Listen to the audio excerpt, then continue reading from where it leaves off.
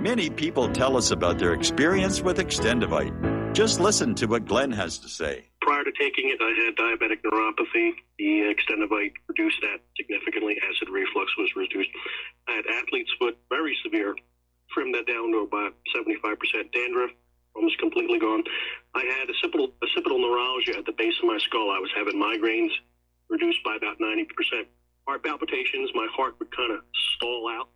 I would skip a beat, very uncomfortable. And when walking from downstairs going to sleep, by the time I got to the bedroom, which is just one flight of stairs, my heart was pounding, coming out of my chest. My vision was blurry. This completely solved that problem. Great product. Thanks. Tell us your story. Get Extendivite today. Call 1-877-928-8822 or visit heartdrop.com. Extend your life with Extendivite. You're listening to Republic Broadcasting Network, because you can handle the truth.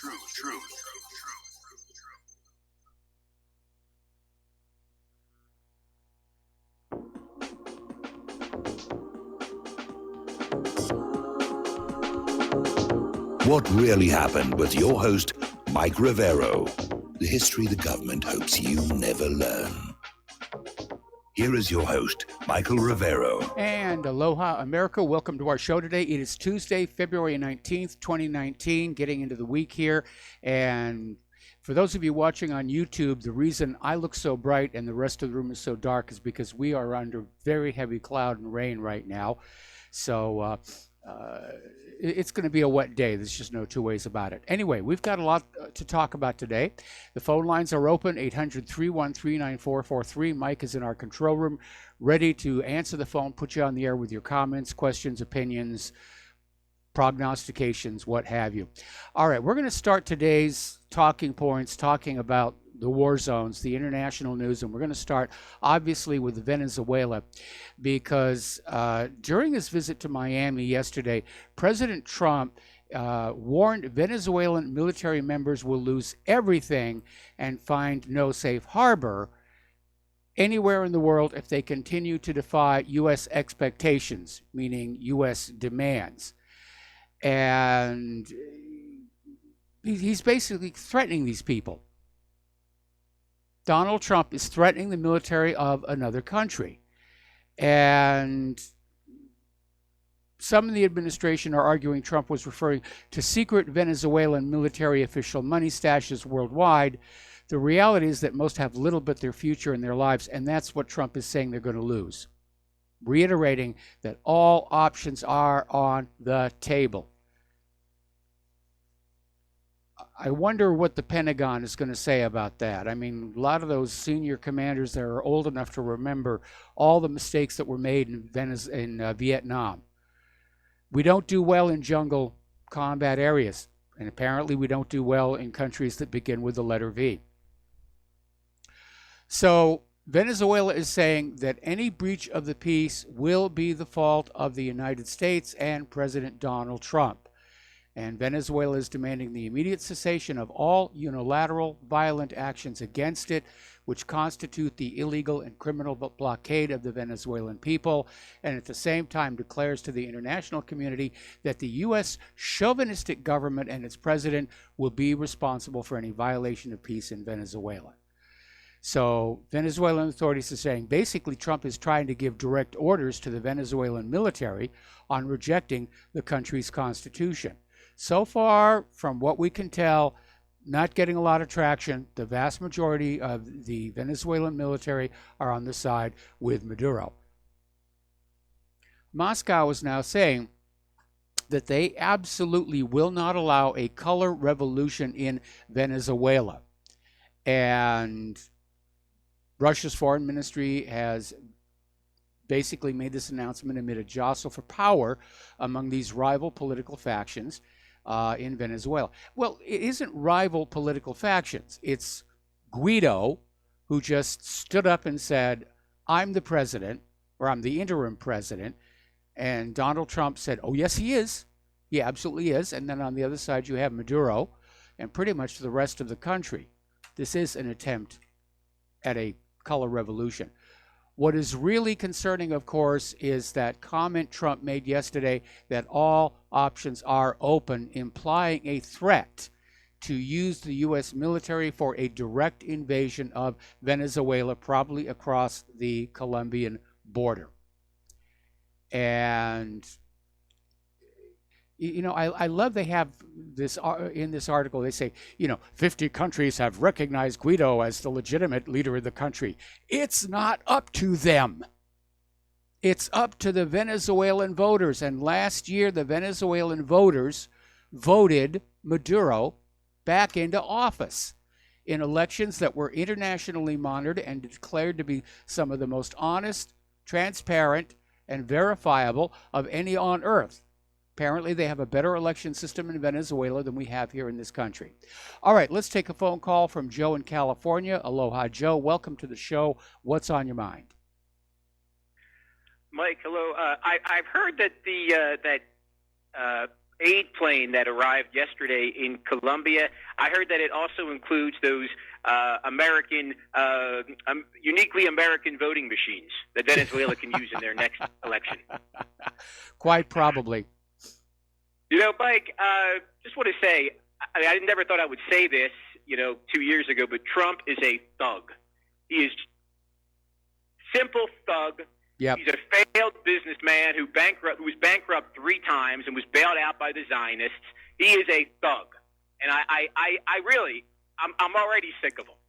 And it happens every cycle too. A new president comes in, and I think, okay, maybe we'll see an improvement over the last gang. And they're all criminals. This guy is right up there. He's a thug. When he goes out in front of his base. I remember back in 2008, Obama was campaigning that he was going to, as soon as he was president, he was going to shut these wars down and bring all the kids home. Never happened. No, Mike, I think all these elections are psyops. Obama ran on closing Guantanamo, ending the wars, and he didn't do any of those things. But he also, most importantly, is he bailed out the banks. And that basically disarmed the left. Those who probably would have been naturally against that bailout didn't utter a peep because it was done by Obama. Trump comes in. He runs on ending the wars, improving relations with Russia. Nothing. More of the same.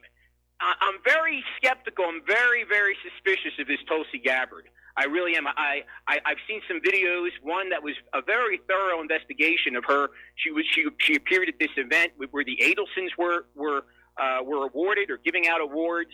She's a hawk on the war on terror. Although she is against what we're doing in Syria, but I'm very, very wary of this woman, and I think it's another psyop where they're going to sucker us again into electing someone who's supposedly pro-peace, but once she gets into office, will be pro-war. So I'm very suspicious of her. Well, again, the question is, do these candidates sincerely want to be anti-war, and once they're in office, are they co-opted, which certainly seems to have been the case with Donald Trump. Tulsi Gabbard, of all the candidates running on the Democratic side for 2020, she's the only one who's actually served in combat. And so a lot of people think, around here at least, that her anti-war sentiment is genuine. It's the real deal. But again, the question is, how much power does the president really have in this country anymore versus that of the deep state? Right. And I wouldn't even say, you said co-opted. I don't think Trump was co-opted. I just think he lied. I think he presented himself as something that he wasn't. He was going to improve relations with Russia. He was going to end these wars. I think he was just flat out lying. I disagree. I think he genuinely thought those would be good ideas, and I think you and I, and probably everybody listening to this show, would agree those are good ideas. But those are not the ideas the deep state wanted to go along with. And now, of course, with this interview by McCabe on 60 Minutes last Sunday, we're seeing just how powerful that deep state is. They literally were trying to stage a coup d'etat against the duly elected president of the United States of America. And if there was ever a time for Trump to get those presidential brass knuckles out, it's now. Yeah. Mike, before you let me go, just one thing on YouTube. I watch your show live on YouTube, and today I noticed when I just typed in what really happened, like I always do, your show didn't come up. These other unrelated videos came up. Okay, imagine my shock I on don't know if they're that doing one. something. I don't know if they're doing something. And then also, when I'm watching, and this has been happening for the past few weeks, there's a lot of interrupting and skipping, where it'll jump ahead. It seems like, I don't know, something's being done. Yeah, I'm either going to switch on over to another video streaming service, or I'm just going to stop having a video adjunct, because there aren't that many people who watch the show through YouTube anyway. Yeah. All right. Thank you, Mike. All right. Thank you. Plus I'm getting older and I don't look that good on camera anymore. We're going to do a shout out to our on-air affiliates who are just now rejoining our show, and we're going to go back to the phones. Steve Elkins, aloha, welcome to the show. What's on your mind? Well, Michael, I was watching on C-SPAN last week, and I was trying to figure out, they were basically interrogating the acting Attorney General, Matthew Whitaker. 1 week left on his job, and of course we know William Barr was confirmed as now the Attorney General. I was trying to figure out why so late in the game did they bring this guy up and want to question him, interrogate him. Who are you? How'd you get this job? When he had 1 week left, I was thinking there must be some kind of diversion plan. They want to get our mind off of something else is why they did this, because it didn't make any sense 1 week left on the job to bring this guy up and interrogate him. What do you think? Yeah, well, we're seeing a lot of distractions all over the place, and this Jesse Smollett case reeks of Gary Condit back in the run-up to 9/11. And of course, the corporate media is not doing any reporting at all on what's going on in Syria or Venezuela or Libya or any of the war zones. It's like the wars have all but vanished. And now, obviously, the media did carry Trump's speech from Miami, talking tough about Venezuela, but they're not covering any of the other ancillary, the real factual news. All we're getting is the propaganda. Yeah.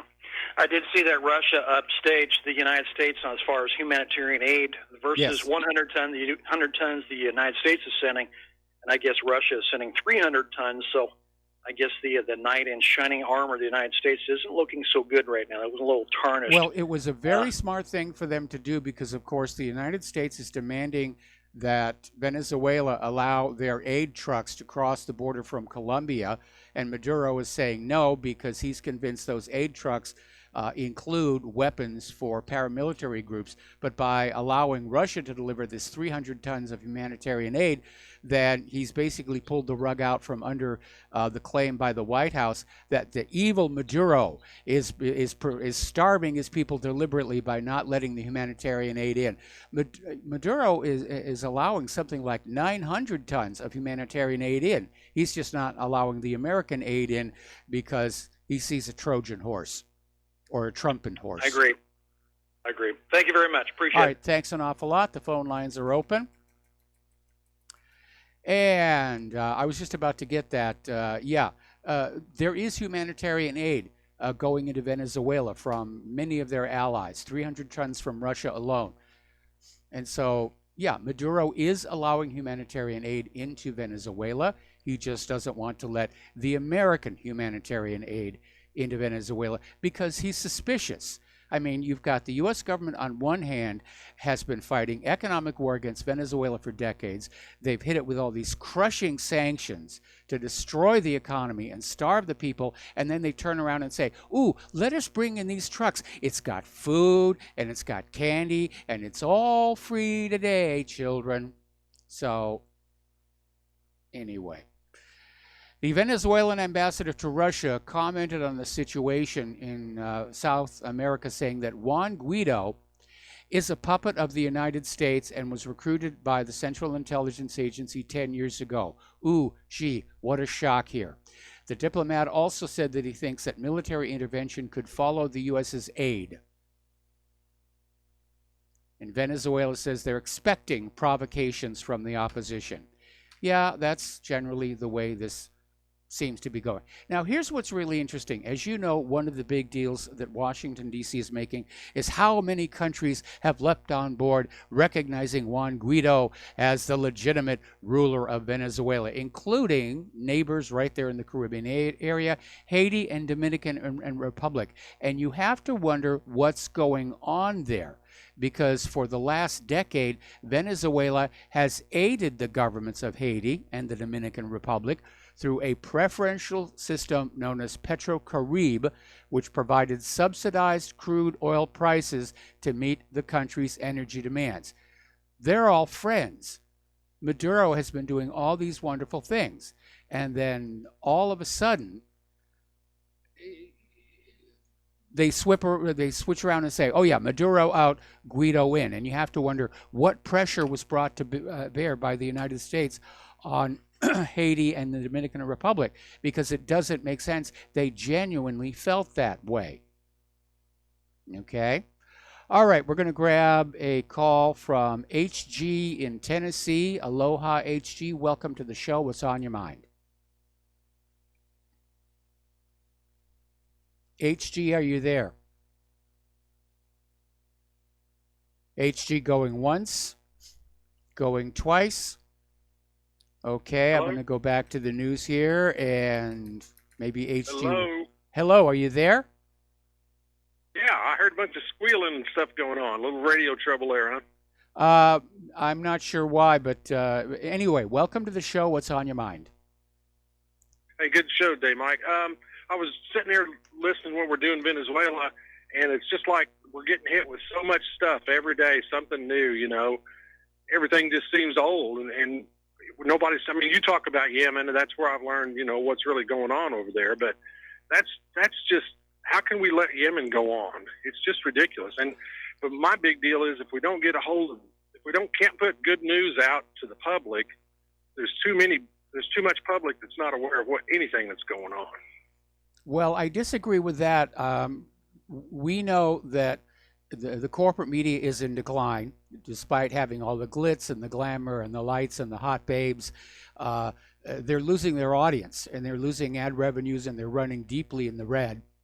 There have been massive layoffs in the corporate media over this last year, and people are now taking it upon themselves to find out what's going on by going to the web and using search engines, and they know to avoid certain search engines like Google, which is clearly filtering things now.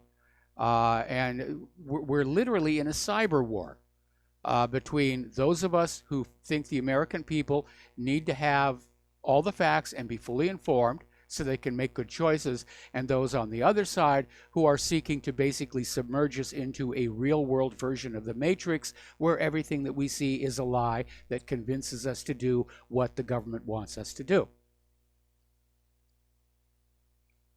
Gotcha. What about the NDAA? Why can't he executive order that out of existence? And because it's got a provision in there that it's okay to lie and propagandize us. Yeah, that's well, I mean, the government has always been lying to us and propagandizing us. You know, they just got rid of the laws that said that was a bad thing to do. So it didn't really change the facts on the ground.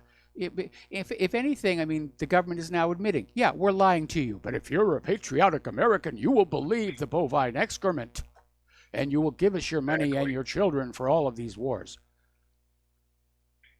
I'm over it. Okay? Okay, I said I'm over it. I'll let you go. All right, thanks an awful lot. We're going to let you go. Another phone call. Terry in California. Aloha. Welcome to the show. What's on your mind?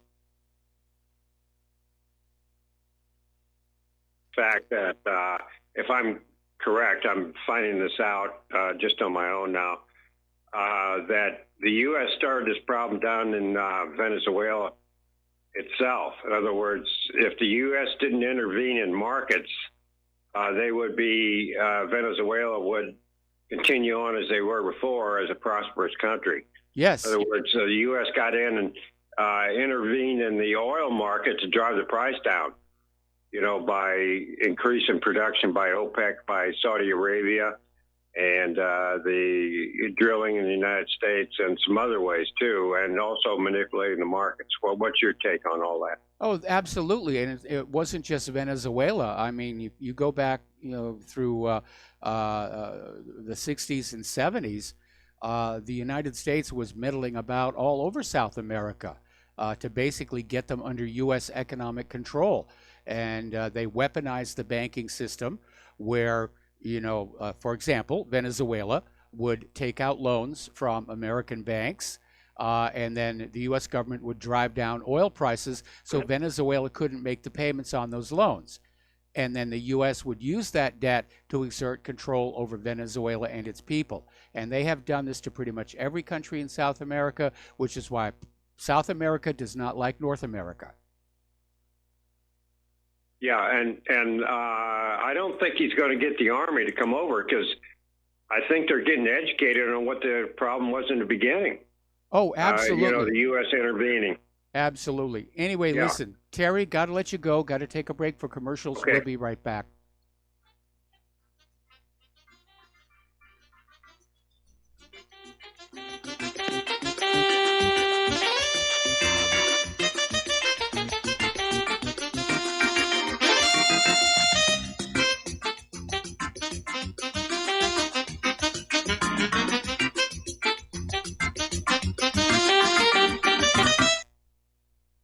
The First Amendment in the Bill of Rights limits the government's power by ensuring freedom of speech and preserving the rights of the people. Every day that passes, our rights gradually slip away. It's time to take a stand and let the government know we're tired of losing our rights. LibertyStickers.com will allow you to express your rights and allow millions of people to see you stand up for what you believe in. LibertyStickers.com carries the largest selection of bumper stickers online, ranging from political to humorous, and is your #1 source for Ron Paul for President stickers. As always, you can find your favorite stickers that protest the war and the president.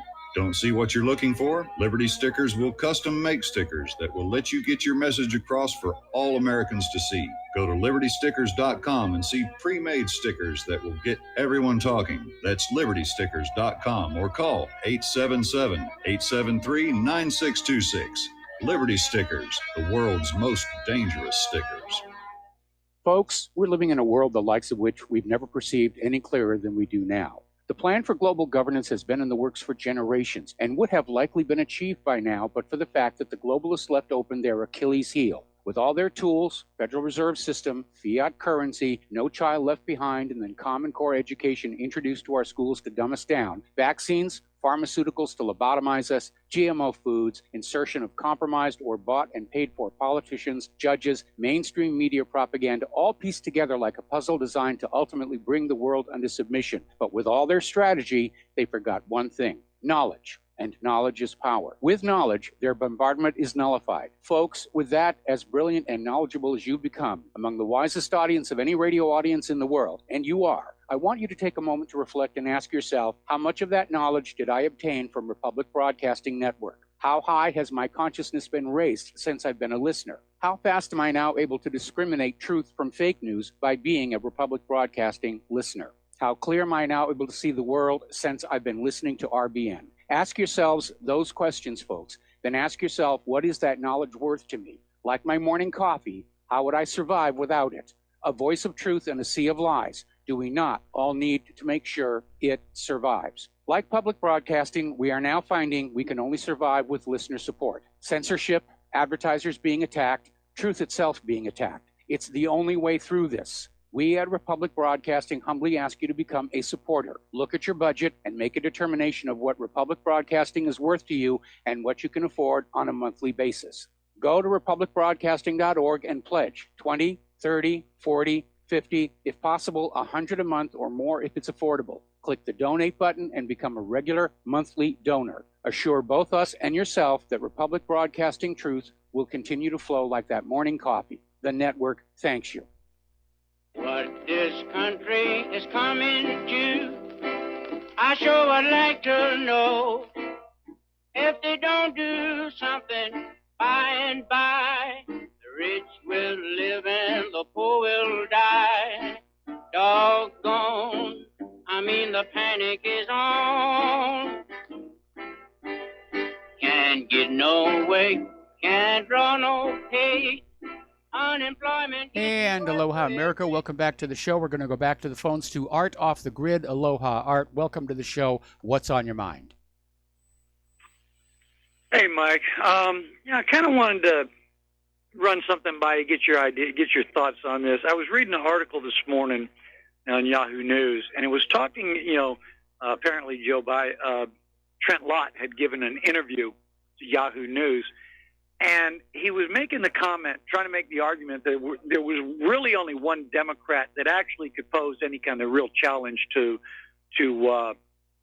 Donald Trump in the 2020 campaign, and that individual, he said, would be Joe Biden, and he used the reasoning that Biden would be able to pull off this kind of Uncle Joe persona, if you will, because he's such a pleasant guy and he's so well qualified, But he goes on to talk about, the majority of people in Congress right now are not qualified. I mean, this coming from Trent Lott, most of the people in Congress are not qualified. Yes. This says a lot for his endorsement, if you want to call this an endorsement of Joe Biden. But then he went on to say, and this is what really got me, was after he made the statement about, Trump is more qualified than he was 3 years ago. But he goes on and he makes a comment that they remind us in the article that in 2002 at a birthday party for Strom Thurmond, he made the statement that had Strom Thurmond been elected in 1948, we wouldn't have had all of the problems that we've had up to this point. And we got to keep in mind that, remember, Strom Thurmond his whole presidential campaign was based upon resisting desegregating the U.S. military. So we add all this up together, and we kind of have to wonder, is Joe Biden really? I mean, if we got somebody like Trent Lott who thinks this way about Strom Thurmond, is Joe Biden really the best guy we got on the Democrat side? Well, maybe not, because Bernie Sanders has stepped in. He's declared for 2020. I heard Bernie's little real quickie 5-minute whatever this morning, and I was like, oh no, here we go. Well, I mean, if the DNC had not rigged the primaries, Bernie Sanders would have been the Democrats' candidate in 2016. He probably still would have lost to Donald Trump. But if it were in 2020, if it's Bernie Sanders versus Donald Trump, Sanders could easily take it, because Trump is just abusing his base. He's turned his back on a lot of his support, and I'm agreeing with all those people who are saying Trump is going to be a one-term president. Yeah, I'm at that point now myself. And that, talking about Bernie Sanders, you brought that up. I remember right after Trump's last State of the Union speech, after Stacey Abrams, who thankfully lost the run for governorship here in Georgia, and she lost by what they call a very narrow margin to our current governor, and but either way, I'm glad she lost, because she's straight up socialist, anti-Second Amendment, all of that. But right after her little response to Trump's State of the Union, Bernie Sanders came out with his, and I remember calling into a couple different RBN broadcasts and mentioning that what I heard both from Stacey Abrams and from Bernie Sanders, I heard campaign speeches, primary campaign speeches. I didn't hear a response to the State of the Union. What I heard was campaign speeches. Yeah. So now that we know that Sanders is officially throwing his hat in the ring for the primaries, I think we're in for a very entertaining show over the next couple of years, I think. Well, anyway, thanks, Mike. All right, thanks an awful lot. I mean, the Democratic candidates are going to have to show up to the convention in one of those clown cars from the circus, little tiny car, like 20 people pile out of it. Okay, the phone lines are open again. We're going to get back to the news. We're talking about what events all over the Caribbean here. And even as Trump is trying to inspire a military coup against the elected president of Venezuela, there is evidence surfacing that the U.S. government is enabling American mercenaries to crush the popular uprising that's going on in Haiti. Now, Haiti is currently ruled by a U.S.-backed puppet regime. It's incredibly corrupt. You remember all these horror stories that came on out following, especially the earthquake, where all this money was collected for the benefit of the people of Haiti. The people of Haiti didn't get it. It went to corporations. It went to politicians. It went to the Clinton Foundation. And it's just reached a point where the people of Haiti want a new government. So apparently, Haitian authorities arrested Americans transporting a cache of weapons. 5 Americans and 3 others were arrested Sunday in Haiti. And yeah, it looks like the U.S. is sending in mercenaries to try and start shooting the Haitian protesters to try and quell the protests. I don't think it's going to work. Look how much damage the French police have inflicted on the yellow vests, and they're still out there. Anyway, we got to take another break for commercials, and we'll be right back.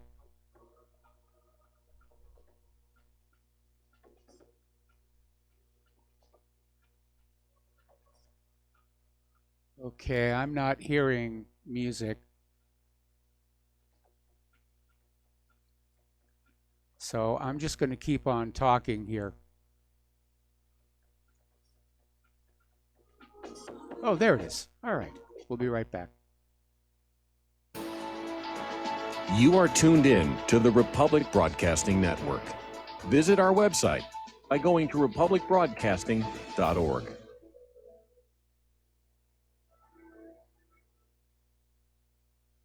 Homeowners, if your lender has gone out of business or sold your transaction to another lender or servicer, you may be the victim of a wrongful foreclosure resulting in the loss of your home. If you've already lost your home, are in foreclosure, or even in good standing, you can challenge the mortgage transaction's illegal issue and your property can be restored to you, and your foreclosure can be stopped or reversed and the mortgage transaction declared unenforceable. State laws, U.S. title codes, the Uniform Commercial Codes, and U.S. Supreme Court rulings have upheld that defective mortgage documentations can reverse or stop foreclosures and enforce property title claims in favor of the homeowner. We are having successes in stopping the process of foreclosure, the enforcement of the foreclosure judgments, the sale of property, and evictions after the sale. We are not attorneys, and we don't give legal advice. We are a professional team of legal researchers, providing forensic mortgage audits and expert witnesses. We have the knowledge to produce the evidence and enforce laws regarding your legal issues. We've been in business for 12 years without a complaint. Consultations are free, and we provide a free title search to confirm if your mortgage has legal defects. Please call 855-253-3748. 855, the number 2, keep it today. Tired of being lied to by mass media? It's growing more and more apparent today that news is received less and less through standard media outlets. Even with a growing audience every day, RBN is beginning to direct more efforts into social media. Social media and the use of the internet is fast becoming the primary source of people for news, regardless of demographic. RBN has set out to provide some of the best news on the internet through republicbroadcasting.org, and also has begun to use the tools to our advantage by way of social media. Republic Broadcasting is now operating a Facebook page to function as yet another avenue to have our collective voice reach new audiences across not only America, but across the globe as well. The Facebook page features not only news, but also an RBN player to listen to our broadcast. Get involved by visiting facebook.com/Republic Broadcasting and liking our page and share it with your friends and family, because you can handle the truth. Without the right accessories, any guy can be off the mark. Whether you've invested thousands in your arsenal or you own a single trusted firearm, a visit to AROutfitting.com is in order. It's one of the finest online selections of tactical optics and AR parts and add-ons, like EOTech, quick target acquisition with no peripheral loss. Browse the full range of Nikon scopes and binoculars. AROutfitting.com can illuminate your world with Streamlight gun-mounted lights from keychain to large handhelds, up to 1,100 lumens. Find some stability with Battenfield tactical bipods. AirOutfitting.com has CMMG gun parts, barrels, assemblies, handguards, part kits, and more. Plus mag-full clips and magazines. I know I've got you excited, so take a breath. Head to AirOutfitting.com. The site's super easy to navigate and features a ton of technical info, including links to manuals. We also welcome vendor and manufacturer inquiries. Remember, if you don't see it, we can get it at AirOutfitting.com. Some are maxed out all their credit cards. Some are working 2 jobs and living in cars. Minimum wage won't pay for a roof, won't pay for a drink. If you gotta have proof, just try it yourself, Mr. CEO. See how far $5.15 an hour will go. Take a part-time job at one of your stores. I bet you can't make it here anymore. And aloha, America. Welcome back to our show here. And we're going to go right back to the phones to Jeff in St. Paul. Aloha, Jeff. Welcome to the show. What's on your mind? Well, just in the last 30 minutes, your show has been knocked off YouTube. I've got like the blank screen, like your video has been pulled. So I've had to go back to your webpage and hit the link, and it starts up again. But that's 4 times in 30 minutes. All right, well, then I got to find a new video streaming service here because YouTube is obviously going the way of the other corporate social media Well, to try. this is like remember Leave It to Beaver, Eddie Haskell. You're getting the business. Yep. Thanks, buddy. All right, thanks an awful lot here. We're going to switch over to Billy in Pennsylvania. Aloha, Billy. Welcome to the show. What's on your mind? Hey, just referring, I catch your show the day before on YouTube. I don't get to watch it on the day of, but I had no idea there were that many coups.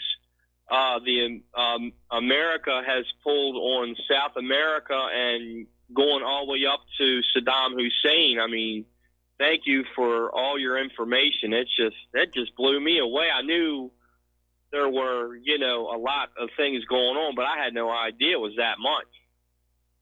Yeah, it's been an ongoing thing. And, again, starting at the end of World War II and running up to, only about maybe 10 years ago, all of these coups were kept secret from the American people. Well, today, it's like the U.S. government isn't even trying to hide anymore what they're doing, especially with Donald Trump's speech. There's, their attitude is, we're going to overthrow these countries, and we're going to feed the American people the usual bovine excrement about how we're bringing them democracy, and the current elected leader is a horrible, evil tyrant, dictator, and he's ruined his country. And again, the economic devastation of Venezuela was engineered from outside. Yeah, and it's like, put the liberals and the Republicans or whatever aside, it's a group of criminals literally running the government. I mean, that's like you're overthrowing over other countries. I mean, that's crazy. Well, every society has criminals, and the dumb ones go to prison and the smart ones go into the government. Can I ask your opinion on one more thing? Because I know you got other callers and all. I was really thinking hard about the wall thing, and what is your opinion on Donald Trump taking 2 years to act on this when we had the House and the Senate full of Republicans for 2 years, where that really should have been one of the first things that he'd done, because this has really disappointed me. Yeah, this it whole is thing, disappointing. I just feel like I'm being played like a fiddle, Well, there are a couple of different factors. First of all, I mean, let's acknowledge the fact that Donald Trump, during those first 2 years, was dealing with all of these attacks coming from outside and all these investigations and all this Russia collusion nonsense. He was having to deal with that. The other aspect, though, is apparently Trump is not, shall we say, doesn't have the best work ethic for a president, because we're hearing that he only works half days. And the rest is, quote, executive time, end quote. So he just put it on hold, and he may have actually truthfully thought the GOP was going to hang on to control of the House of Representatives, and he could get it done in the second half of his term in office just in time for the 2020 election. Yeah, 'cause part of me is thinking, the people that he probably answers to, and I don't want to get into all the conspiracy theory things, but if there is a higher power beyond the deep state that he has to answer to, like what you were saying before, maybe they took him aside and showed him the Zapruder film or something. maybe they made him wait, and then I don't know. It's just so crazy. I don't know who to believe anymore. It's just crazy. Well, what we're hearing from inside the White crazy. House, is that Trump, unfortunately, is easy to manipulate. He's very susceptible to flattery. He's got a huge, huge ego, which is something you find among billionaires. And if you feed that ego, you can basically move the guy around. So, wow, that's kind of where we are. Well, thank you for everything that you do, and God bless you, man. You're just a really a great source of information. So thank you for everything, and I'll let you go and have a great show. All right, thanks an awful lot, and we're going to take another phone call from Joe in Tennessee. Aloha, Joe. Welcome to the show. What's on your mind? Well, I just want to make a quick comment to the previous caller that, Trump had Rhino Chamber of Commerce Speaker of the House, Paul Ryan, and probably 50% of the congressmen that are Republicans don't want immigration reform and don't want a wall. That's why he wasn't able to do it in 2 years with the Republicans in the control of the House and Senate. Now, the dirty little secret is most Republicans are rhinos, and they're all about big business, and that's why you didn't get your wall. And he'll probably have to wait 2 years to another election and get Trump Republicans in there and make the wall an issue before they'll be able to finish the wall. But what I'm calling you about is before we move on, you do raise a valid point that even with both houses of Congress under GOP control, it was not a solid majority to support the building of the wall, and a lot of it has to do with this, I think, misguided notion that flooding this country with a bunch of illegal immigrants is going to be good for the economy because it's going to drive down wages and salaries. Well, it's going to be good for the corporations, but not for the economy as a whole, because the costs associated with all these illegal immigrants, most of whom are living on some form of public assistance at taxpayer expense here. In fact, it's starting to look like these illegal immigrants are kind of like sperm. Millions come in, but only one actually works.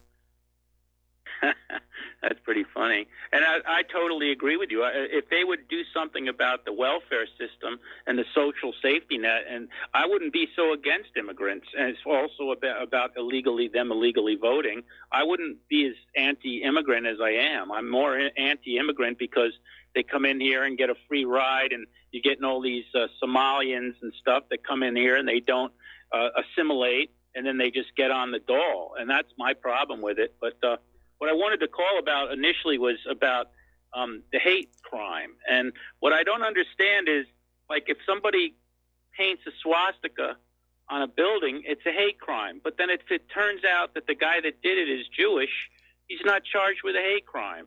And this black guy there, he goes and he puts a noose around his neck, and that's a hate crime, be it against himself. And I hear they're going to charge him with fraud. Well, that's fine, but he should also be charged with a hate crime because it's ethnic intimidation for everybody else. So what I don't understand is, a hate crime is supposed to be, ethnically intimidating people based on their race or their religion. And why is it, if you do it to yourself or if it's a fraud, why aren't you charged? Only white people get charged with hate crimes? Is that it? White Christians? Well, I think the argument could be made, and I actually agree with you. Let me start off by saying that. I think the argument could be made that once the hate crime hoax is exposed as a hoax, then the intimidation factor goes away. Well, look, if putting a swastika on a building is considered a hate crime, then whether the person that did it is Jewish or Christian or from the Mars shouldn't matter. I mean, that's what bothers me about this. It's just not constitutionally proper to do that because everybody's supposed to be treated equally. So if you commit a crime, which is doing something like that, how can it not be a crime for some group of people and yet be a crime for others? And literally, they really throw the book at you. I mean, it's a federal crime to be some of these hate crimes. You'll get federal time, and a lot more years than you normally would believe, and not in a good fancy prison like they send the rich dudes to. And meanwhile, if it turns out that you're of the privileged class, it's nothing. They'll get you for filing a false police report, and it's wrong.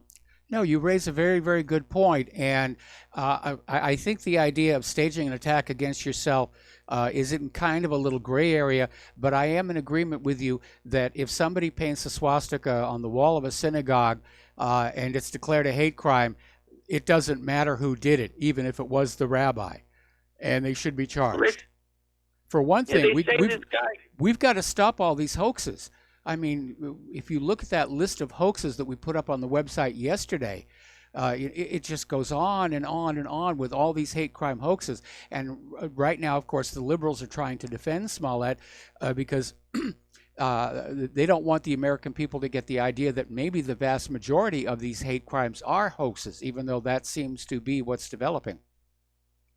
Yeah, I mean, this guy wanted it on camera. It could have created a huge problem in Chicago. There could have been riots. People could have gotten killed.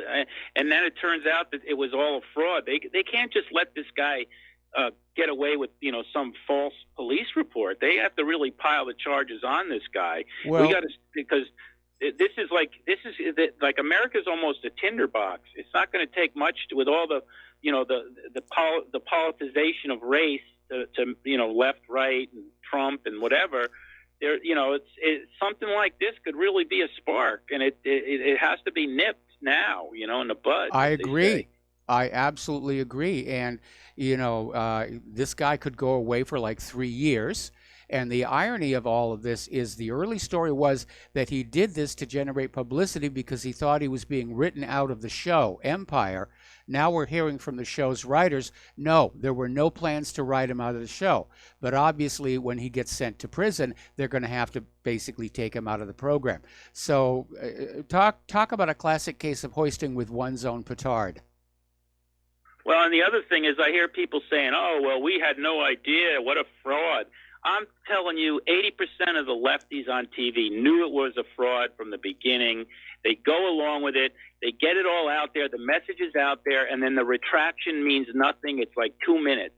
So the propaganda is propelled for a week, and then they know it. They know it was baloney. Anybody could say, I knew it was baloney from the minute I heard it. And then they're, oh, woe is me, we got taken. They knew all along it was a fraud. And then they propel the propaganda into the mainstream consciousness.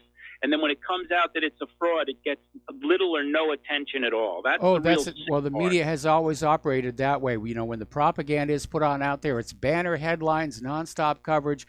When it all falls apart and it turns out it was a hoax, it gets a half column inch on the last page of the newspaper underneath the obituaries. They've always played the game that way. The retractions are always very small. So I'm sitting here in Tennessee, a white guy, and it's okay for them through fraud to demonize me and, white Christians and MAGA wearing hat guys. That's okay. There's no apology. It's okay to do that. And the media enjoys doing that. They're just like those kids with Covington. They love that kind of stuff. Yeah. And meanwhile, everybody, for 2 weeks, it's like they have an orgy of demonization against people like us. Yes. And it's very sick. It's very sick. It's sickness. It's very alarming, because there's clearly we're seeing the government and the corporate media and the political system as a whole openly tolerant of the rise of an anti-white sentiment in this country. And we should be alarmed, especially after what we saw in South Africa and Zimbabwe, because, it's a shame, but let's hope people wake up. I'm really hoping that like a lot of black people and stuff can rise up and say enough of this also, because they know they've been on the downside of that demonization and racism. No, unfortunately, history has shown that when you have an oppressed people who are suddenly freed from that oppression, they tend to become oppressors themselves.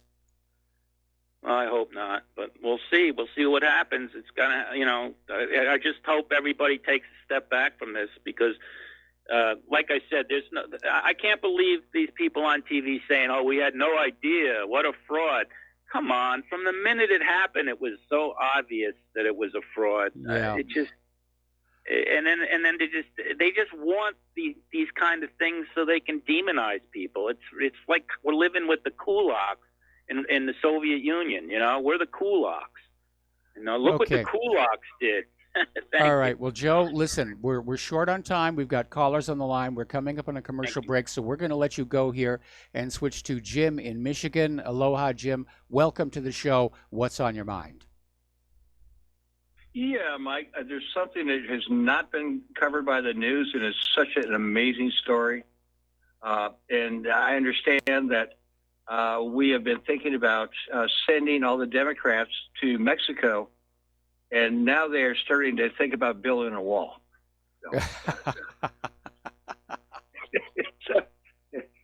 Anywho, and I was just wondering, whenever a white guy, does something that's minuscule next to what this Empire actor did, they lose their jobs. I'm wondering if he's going to lose his job on Empire, just to be fair. But you know what? I probably pretty much know the actor.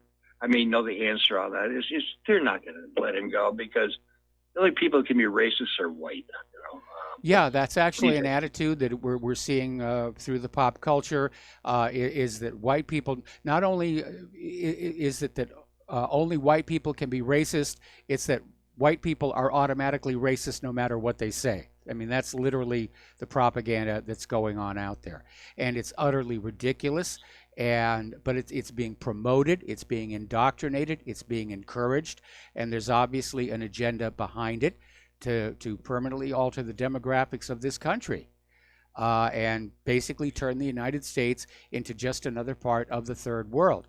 And I grieve for that because I'm old enough to remember this country from when it really was a great nation. With good infrastructure and good technology and great manufacturing and bountiful agriculture and a really good society. And all of that is just melting away right now. Well, I have family all over Michigan, and I can tell you absolutely, Michael, that I don't see any racism at all. We interact with people of color all the time, and there's no racism. This is all contrived by the major media. I agree. Yeah. I agree. So, anyways, all right. Well, I listen. hope that people don't find it. Yeah, I'm going to have to let you go now. We got to take another break for commercials. We'll be right back.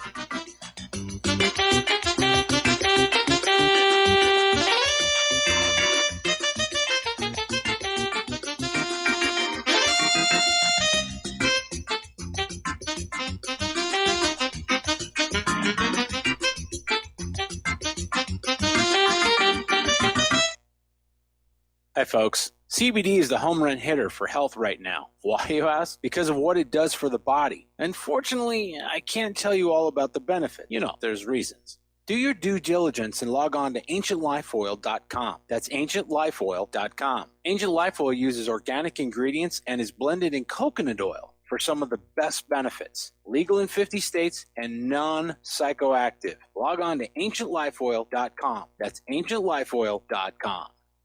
You worry a lot, whether you're a college student, busy professional, parent, or grandparent. Ongoing stress and elevated levels of the stress hormone cortisol can rob your memory, your health, and your future. Now you can combat the effects of stress and anxiety while improving your memory and recall at the same time with the dietary supplement Calm and Clever. Studies show that the ingredients in Calm and Clever reduce cortisol by as much as 30% in 1 to 2 weeks. Call 1-800-758-8746 or calmandclever.com.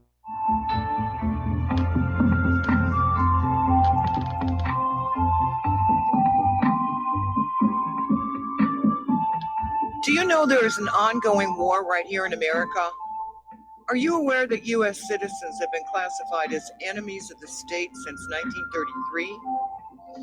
Have you recognized that our entire government is really a vast network of interlocking corporations engaged in commerce?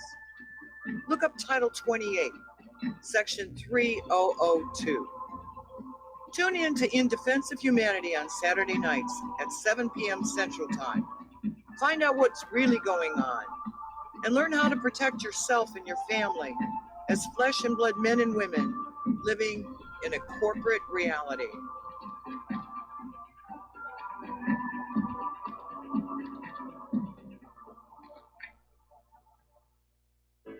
February is Heart Month. Every year for the month of February, to show our appreciation to Extendivite's faithful customers, we have a sale. If you would like to try Extendivite, now is the time to get a few months ahead and really give Extendivite the time to show you how it works. Most of Extendivite's long-term customers wait for this sale to stock up. People and doctors tell us about the unbelievable improvements that they have experienced in their overall health, not just the heart. Extendivite wants you to experience the power of these herbs. Get a 4-month supply for only $115 for either the capsules or tincture. Please take advantage of this once per year sale and get healthy for life. To order, call 1-877-928-8822 or visit heartdrop.com or find us on Amazon. Extend your life with Extendovite. We will not go down in the night without a fight. You can burn up our mosques and our homes and our schools, but our spirit will never die. We will not go down in Gaza tonight. Okay, aloha America. Welcome back to the show here, and we are going to be talking about Jussie Smollett a little bit further in the show, and there's a little bit more information about him yet to come on out. Returning to the war zones around the world, let us turn to Syria, and in the process of securing the liberated areas in Damascus and the countryside, the Syrian Arab army keeps finding all of these underground warehouses in which there are huge quantities of weapons and ammunition made by the United States and Israel. So apparently they found ammunition, shells, medium and light weapons hidden in these underground warehouses. So you know who was backing all of these so-called terror groups. Now the commissioner of the International Human Rights Commission in the Middle East, Haitham Abu Said, is saying right now the United States is smuggling and transporting terrorists from the Raqqa countryside and other areas in northern Syria to countries in Africa in collaboration with the Turkish regime's army. So we're now getting ready to seriously mess up Africa. Okay, the other day, Trump came on out and demanded that Europe take back, I think it's something like 800 ISIS prisoners being held in Syria, or that the U.S. was simply going to release them and let them percolate back to Europe on their own and do whatever ISIS fighters are going to do when they go to Europe. And he's already been turned down by 2 countries, and France became the third today, saying absolutely not. We are not going to welcome these people back inside our country. And French Justice Minister Nicole Belloubet said this is a new geopolitical context with the U.S. withdrawal. For the time being, we are not changing our policy. Now, at this point, if the United States is really getting ready to start messing around in Africa, not to mention Venezuela, and given that ISIS was supported for a very long time by the United States, I have a feeling that what's really going to happen is they're going to try and recruit those 800 ISIS prisoners and say, we're going to let you get out of jail. And in exchange, you're going to go to this African or South American country and just go back to doing what you were doing before. And I think most of them will probably just go along with that here. Getting on over to the newest flashpoint on Earth, India is weighing a military strike in Kashmir after the deadliest terror attack in 30 years. And you can see right there the disconnect. This was a terror attack. This was not an attack by Pakistan. Pakistan is denying having anything to do with this. For all we know, it may have been done by the Kashmiri themselves, who are sick and tired of being fought over all these years. But in India's point of view, oh yeah, we're going to blame Pakistan, and we're getting ready to do military strikes in Kashmir. The real agenda here is that India has been losing ground in Kashmir for years. And now they want an excuse to take it all back in a single lump. We're going to take a break. Back with Hour 2 after these few words.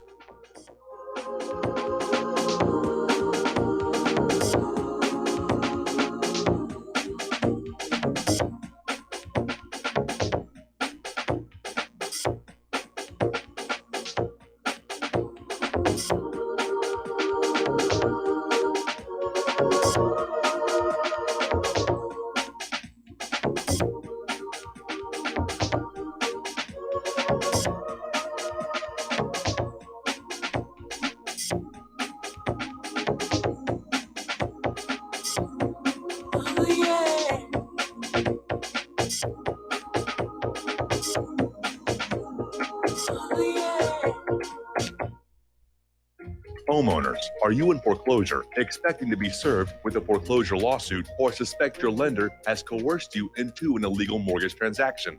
A huge number of mortgages made in the last 10 years have legal issues and are possibly defective. State laws and the U.S. Supreme Court have upheld that defective mortgage documents are grounds for foreclosure defense and for counterclaims in favor of the homeowner. If your mortgage has been sold or assigned since closing the loan, it may be defective, and you may be paying the wrong party, and the lender may not have standing or the right to foreclose or collect payments under the law. If you would like to know if your mortgage is legal or not, or know if you are paying the right party, we can help. Our initial consultations are free of charge. We are not attorneys. We are legal researchers and work closely with experienced lawyers who know how to help you find the evidence to help you keep your home. Call toll free 1-855-2-KEEP-IT. That's 1-855-2-KEEP-IT today.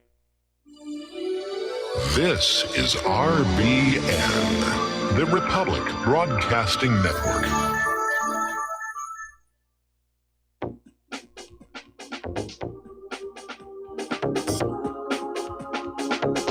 What really happened with your host, Mike Rivero, because World War III is a really bad idea. Here is your host, Michael Rivero. And aloha, America. Welcome back to our show. Hour number 2. The phone lines are open, 800-313-9443. The Indian government apparently is becoming concerned that militants and refugees are going to be crossing the border with Myanmar. And so they are deploying additional army units along there as well. So India now has effectively a two-front war, Kashmir and Myanmar. And it's kind of unusual because one does not really think of India in the modern age as being a military aggressor. Certainly in historical times they were.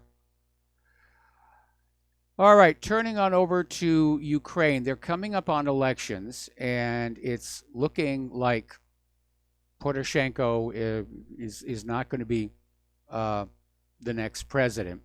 And the three leading candidates right now is an oligarch. He's an incumbent oligarch, anti-Russia hardliner.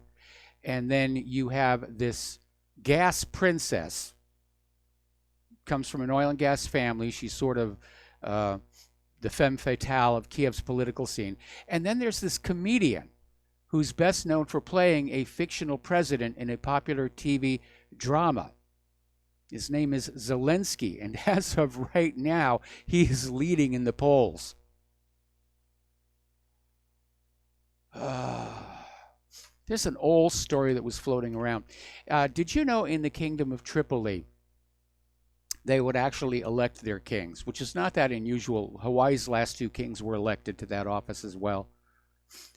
And there was this one king of Tripoli, his name, I think, if I recall, was Osman. And he was a coffee merchant. And diplomats from other countries are saying, why did you vote this guy in? And they said, he makes a good cup of coffee. That's more than most most kings can do. Okay. Poroshenko was up in Munich promising to keep bombarding Donetsk in response to Russian aggression. He's still trying to push that canard, if you will. And again, Russia is not aggressing. It's the West.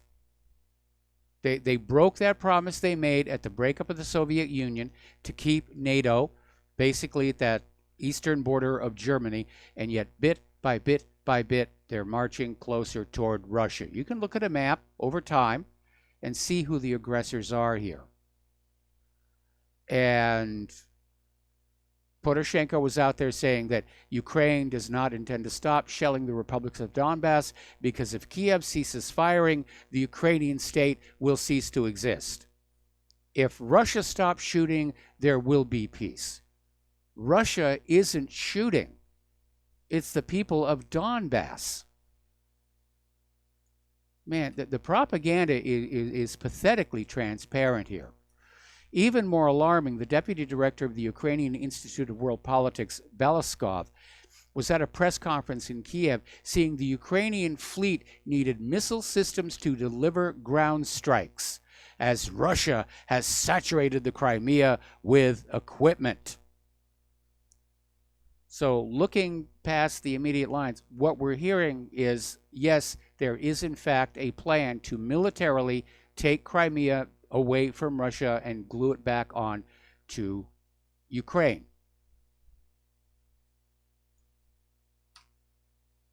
So that's going to get a little bit dicey. Now, Russia's Foreign Minister Sergei Lavrov said that the European project, by which he means the EU, has failed to provide security and prosperity for the continent. And the EU is wasting all of its energies to confront Russia just to please Washington, D.C. And Lavrov said a unified Europe has not yet been built. Everyday issues from eradicating terrorism to steady economic growth have not been addressed with adequate solutions. Instead, Europe has enjoyed being a follower of Washington's lead while pursuing a NATO-centered foreign policy. Great Britain has announced they're going to strengthen their military presence up in the Arctic to oppose Russia. We have to go up there and, protect the polar bears from the Russian bears. So apparently more than 1,000 British Navy Marines will conduct annual training with Norwegian colleagues as part of a 10-year program, forming a new detachment in the near future. And the British minister said the UK will send to the Arctic region next year a Poseidon P-8 maritime patrol plane to monitor the growing activity of Russian submarines. So, hey, we're all going to fight over the North Pole now. Just please remember, Santa Claus is a non-combatant. That red suit doesn't mean anything. It's not his political affiliation. It's just to make him visible. All right, we're going to do a shout out now to our on-air affiliates who are just now coming on back to our program. Over in France, President Macron visited a Jewish ceremony on which swastikas were drawn on nearly 100 graves, supposedly by neo-Nazis. And actually, this was up in Germany. It's in Quatzenheim in the Alsace region near Germany. And this was just before nationwide rallies to denounce a surge in anti-Jewish hate crimes. Ooh, look at the coincidence timing. Macron said, we shall act, we shall pass laws, we shall punish. I mean, this reeks of being another hate crime hoax to support the political agenda. And they're happening all over the place. Apparently, over in Missoula's University District, people are putting flyers on cars that are described as anti-Semitics. And they all feature the President Donald Trump with the flag of Israel and say Jews attack First Amendment, which actually is true. But I don't think anti-Semites are doing this. I think these are Jewish activists It smells like another hoax to me. And I think it was only yesterday that I said, given how Israel appears to be getting ready to try and grab the Golan and invade Lebanon yet again, that we should expect to see a rash of these hate crime hoaxes in the coming weeks, so that Israel can say, oh, we're the victims, feel sorry for us and join us in our fight against those who hate us. I mean, how many more times are you going to have to be tricked before you understand that's what's going on here? Now, Ilhan Omar is still drawing a lot of flack for her comments about AIPAC, which were denounced as anti-Semitic. And it's really kind of absurd here, because just stop and think for a minute. What she actually said was that a lobbying group, that's what we're talking about, a lobbying group, was trying to influence the Congress in their favor, which is what every lobbying group does. Now, let's say for a minute there's a lobbying group that wants to protect the U.S. government subsidies for farmers. And they're trying to influence the Congress. And if Ilhan Omar had denounced that, would she have been accused of hating all the farmers in America?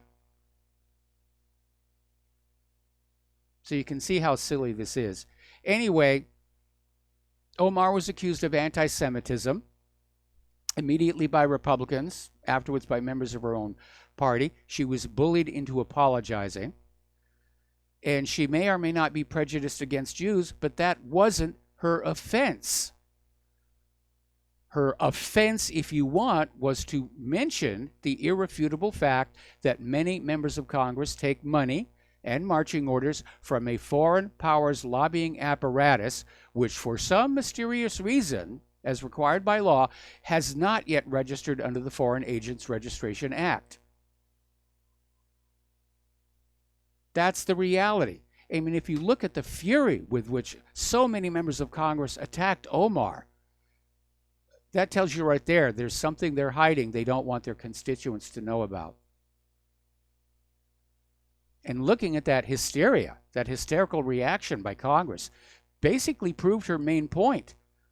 AIPAC has power over members of Congress, and it is awesome, not in a good way. So, anyway. Over in Gibraltar, actually, we have a caller on the line, Tom in Connecticut. Aloha. Welcome to the show. What's on your mind?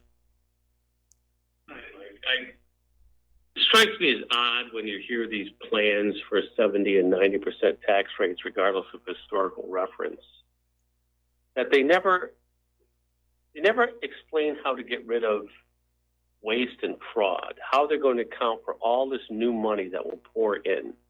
And with headlines saying, gee, they've collected historically the largest amount of tax revenues ever. And then the next headline says we're running the highest deficits ever. Yeah, they contradict each other. They, obviously, we know the deficit is real. So the claim that they're collecting record tax revenues, I think, is meant to reassure the government's creditors that everything is still okay. Don't hit the panic button. Don't start calling in the loans. Because it really doesn't make sense. With wages and salaries for the American people in decline, with corporate earnings down, and especially with the GOP's tax cuts this last year, it just doesn't make sense to claim that tax revenues are up. Okay, it's just, then you have people like Catherine Austin Fitts who are pointing out these new, I think it's ASB 56 or something. I mean, on the heels of the Pentagon failing its audit, which they knew it was going to happen anyway, and basically admitting that there's no way to really keep track of any of this. And then this legislation evidently says they can make numbers up and they don't have to be accountable for anything. So it's like this giant black hole of, great, take all the billionaires' money, take, 90% over, let them keep $200 million. Where's that going to go? What, everybody's going to get $10? I don't know. It's going to go to make interest payments on the national debt, but I'm going to tell you right now, it's never going to happen. I mean, it sounds good when, Alexandria Ocasio-Cortez comes on out and says, yes, we want to tax the ultra billionaires, but those billionaires have got as much of a lock on Congress as Israel does. They're not going to let it happen. How can they lock on Congress? How can the headline I think this morning was Amazon pays no taxes on what, 11 billion in revenues or some friggin' thing? Yes. And nobody, these, I mean, she's kind of, attractive in her own way, but she gets out there and gets press time because of that. But these things that come out of her mouth are staggering. Although, when she sat in front of whatever congressional committee that was and laid out that scenario about I can do this and I can do that and I can do this and nothing will happen to me. Are you familiar with that clip? Yeah. That was pretty extraordinary, really. To see these guys' faces kind of like blanch and be at a loss for words and basically say like, oh, yeah, you can do that. It's just staggering, the dysfunction of all this stuff. It's just staggering. So I'll leave it at that for today, and thank you so much. Take care. All right, thanks an awful lot. We're going to let you go. Now, one of the wrinkles in the Brexit arrangement is the relationship between Britain and Spain regarding Gibraltar, which holds that very commanding position at the mouth of the Mediterranean. And Spain sort of kicked things into gear by sending a warship into what Spain claims is Spanish territorial waters around Gibraltar and ordered 3 commercial ships to basically move because they were breaking maritime security law in the Spanish territorial waters by standing still. Apparently they dropped anchor and they were just waiting there. We see that a lot off the coast here in Hawaii as well. But Spain is trying to make a point that if Britain leaves the European Union, that Spain expects Britain to leave Gibraltar as well. And I'm not sure that Britain is going to want to do that. For one thing, that rock has been tunneled into, and there are all kinds of facilities in there, storage vaults, radio stations, radar stations. Britain's not going to want to walk away from that. All right, France has gathered for the 14th week of the Yellow Vest protests, the injury toll of the worst civil unrest in decades, now resembling that of a small war. And yet, Emmanuel Macron, despite global condemnation, is escalating the pressure. Now, Fiorina Jacob Linier, who lost an eye at a demonstration on December 8th, saying, "This is not normal. We are in France, one of the oldest and best democracies in the world. We usually condemn from afar other countries where this occurs, but that this is happening here is unbelievable." So apparently there was this boyfriend, Jacob Maxim, told Russia Today they were marching with a column of peaceful demonstrators when a group of masked radicals began to vandalize a shop front from more than 50 yards away. Now, I'm going to tell you right now, that group of masked vandals are agent provocateurs. They're actually working for the French government to cause trouble so the media can demonize the Yellow Vests. We had that story the other day where supposedly a leader of the Yellow Vests, which is for the most part a leaderless movement, came on out and said that there is now a Yellow Vest militia ready to bring down the government. I think that was another hoax as well. All right, let's take another phone call. Scott in Dallas, aloha. Welcome to the show. What's on your mind? Well, I just want to talk about the rule of law and how it's officially dead. And I don't know if you heard about American Intelligence Media probably about 4 weeks ago now. They were looking into how come none of these people are held accountable for, say, like perjury or anything. Yeah. So started to go back, really dig into the law, and everybody needs to go look at 18 U.S.C. 1001 Statements and Entry. Section A sits there and talks about any documents, oral or written, that you put before a judge or a magistrate that could be held for perjury. Yes. Section B says anything that is submitted, oral or written, before a judge or magistrate, you are not held liable for. Totally contradicting what Section A just said, and it has been upheld in appellate court decision. That is why nobody is held accountable for anything anymore. It was put in the law in 1986. The rule of law is dead.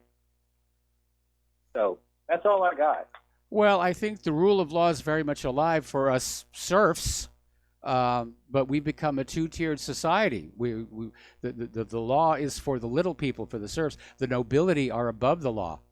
In fact, there's an interesting little historical story about Ursabet Bathory, who was a real-life, what can I say? She was a monster. And she's actually the prototype on which the myth of the female vampire queen was built. And she was basically just murdering young girls from the villages on her property. But she couldn't be touched because under the laws of the time, she was nobility. No, you can't punish them. They literally had to change the laws of the kingdom in order to finally bring it to a stop. And they walled her up in her castle. Well, anyway, Scott, thanks for the call. We're going to let you go here. Ultimately, there will be accountability, as Bathory herself demonstrated here. There is a big fight winding up between Congress and the White House on Yemen. Now, a lot of people, the optics on Yemen have gotten so bad, U.S. involvement with this, even though the U.S. is trying to say this is Saudi Arabia's idea, nobody's buying that anymore. The U.S. is providing weapons, aerial refueling, satellite intelligence, and it's very obvious this is another U.S. operation. And the reason is simple. Several years ago, the United States carried out a successful regime change operation in Yemen. Then the people of Yemen kicked out the U.S. puppet ruler, and this is the U.S. trying to go back in and say, no, no, no. Once you are under our puppet rule, you stay under our puppet rule. More about this story after we come back.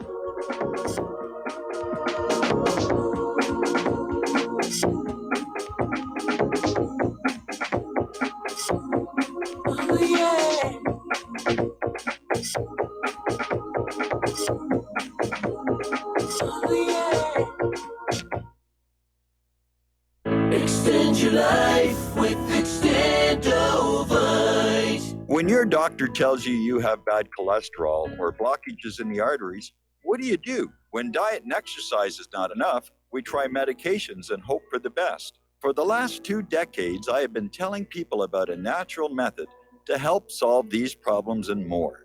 Extendovite can help maintain cardiovascular health and lower blood lipid levels in adults. The 7 herbs in Extendovite are known to work together synergistically to get the results we hope for. There are many testimonials on Extendovite's effect on circulatory-related ailments. Get Extendovite today to start your journey back to a healthier life. To order, call 1-877-928-8822 or visit heartdrop.com or see us on amazon.com.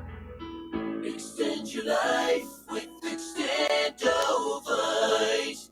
Folks, we're living in a world the likes of which we've never perceived any clearer than we do now. The plan for global governance has been in the works for generations and would have likely been achieved by now, but for the fact that the globalists left open their Achilles heel. With all their tools, Federal Reserve System, fiat currency, no child left behind, and then Common Core education introduced to our schools to dumb us down, vaccines, pharmaceuticals to lobotomize us, GMO foods, insertion of compromised or bought and paid for politicians, judges, mainstream media propaganda, all pieced together like a puzzle designed to ultimately bring the world under submission. But with all their strategy, they forgot one thing: knowledge. And knowledge is power. With knowledge, their bombardment is nullified. Folks, with that, as brilliant and knowledgeable as you've become, among the wisest audience of any radio audience in the world, and you are, I want you to take a moment to reflect and ask yourself, how much of that knowledge did I obtain from Republic Broadcasting Network? How high has my consciousness been raised since I've been a listener? How fast am I now able to discriminate truth from fake news by being a Republic Broadcasting listener? How clear am I now able to see the world since I've been listening to RBN? Ask yourselves those questions, folks. Then ask yourself, what is that knowledge worth to me? Like my morning coffee, how would I survive without it?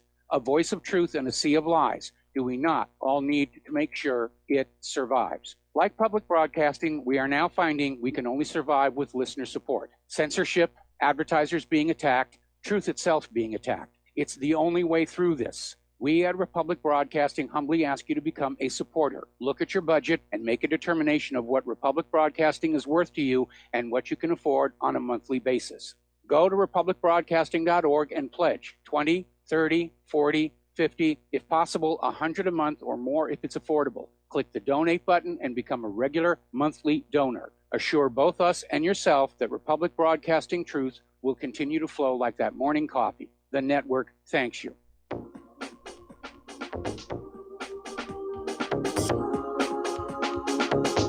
What Really Happened with your host, Mike Rivero. Visit us online at whatreallyhappened.com. Here is your host, Michael Rivero. And aloha, America. Welcome back to our show here. Sorry for the little bit of silence. I was delayed getting up from downstairs here. Getting old and slow. What can I tell you here? Anyway, we're talking about Saudi Arabia. We're talking about Yemen. And there is a movement in the Congress to pass a bill to basically stop U.S. support for Saudi Arabia in Yemen, because it is making the U.S. look worse than it already does to the rest of the world here. And the House has already passed the resolution, and the Senate is about to take it up. The Trump administration is apparently lobbying against the Yemen War Powers resolution in the hopes of flipping some of the Republicans who backed the measure. But fortunately, in this case, only a simple majority is needed for a procedural vote and subsequent final passage. Now, there's talk that Trump may try to veto it, and if the Congress cannot come up with the 2/3 majority it needs to override the veto, then Trump will have his war in Yemen.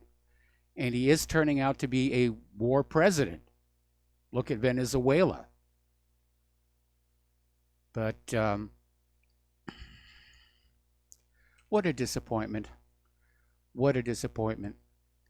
Now, despite the war crimes concerns in Yemen, Raytheon has nabbed a $1.6 billion arms deal with the United Arab Emirates. And apparently Amnesty International investigated the UAE and implicated the Gulf nation in war crimes for transferring Western weapons to unaccountable militia groups, thereby deepening the humanitarian crisis and fueling carnage in Yemen. And Amnesty International came out and said Emirati forces received billions of dollars worth of arms from Western states and others, only to siphon them off to militias in Yemen that answer to no one and are known to be committing war crimes. What a mess we've made of that.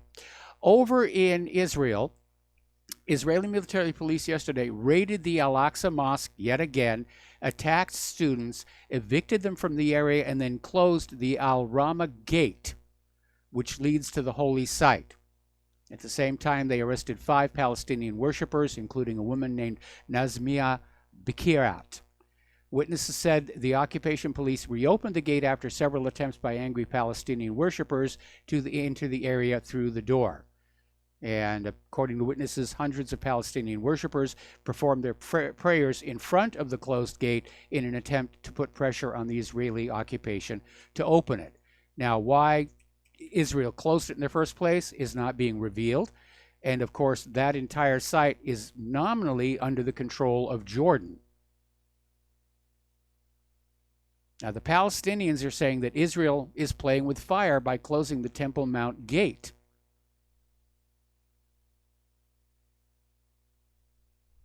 So, the Palestinian Authority also accused Israel of waging war on Islam and called on the intervention of the international community. Good luck with that one here. But Netanyahu is he's fanning the flames of potential violence. He's struggling in the polls against Gantz. And right now, having a little civil unrest that he could put down violently would probably boost him in the polls over there. Jordan has issued a protest note with Israel's foreign ministry over the provocative Israeli actions against the Al-Aqsa Mosque. And Jordan called for Israel to stop its violations of Al-Aqsa's sanctity immediately. That's not going to happen either. I mean, Israel wants that entire Temple Mount back to itself. They want Al-Aqsa gone. They want the Dome of the Rock gone. They want to build their, what would it be, the fourth or fifth temple there? And the historical irony is that the real site of the first temple is actually about 250 yards to the southeast of the Temple Mount. And this is from Israeli archaeologists who are saying this. What everybody thinks is the Temple Mount is the remains of a Roman fort. Just how silly it all gets here. Interesting little article. There is the possibility of a Palestine-Jordan confederation, which would basically bring them together as an alternative to the two-state solution. Apparently, Israel is saying, well, that might not be a bad idea, because what it would mean was that what is now Palestine, what is left of Palestine, would become part of Jordan and not its own separate state, but at least they would not be under the control of Israel anymore. It's a creative solution, and I wish them a lot of luck.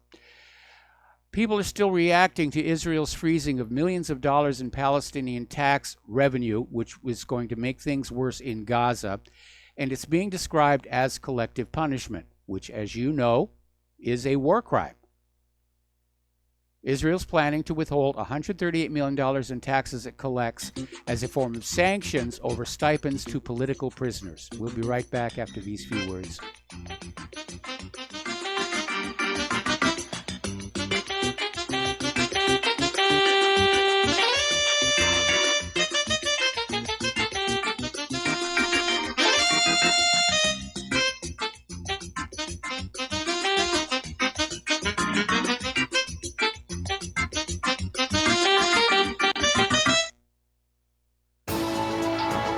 You are tuned in to the Republic Broadcasting Network. Visit our website by going to republicbroadcasting.org.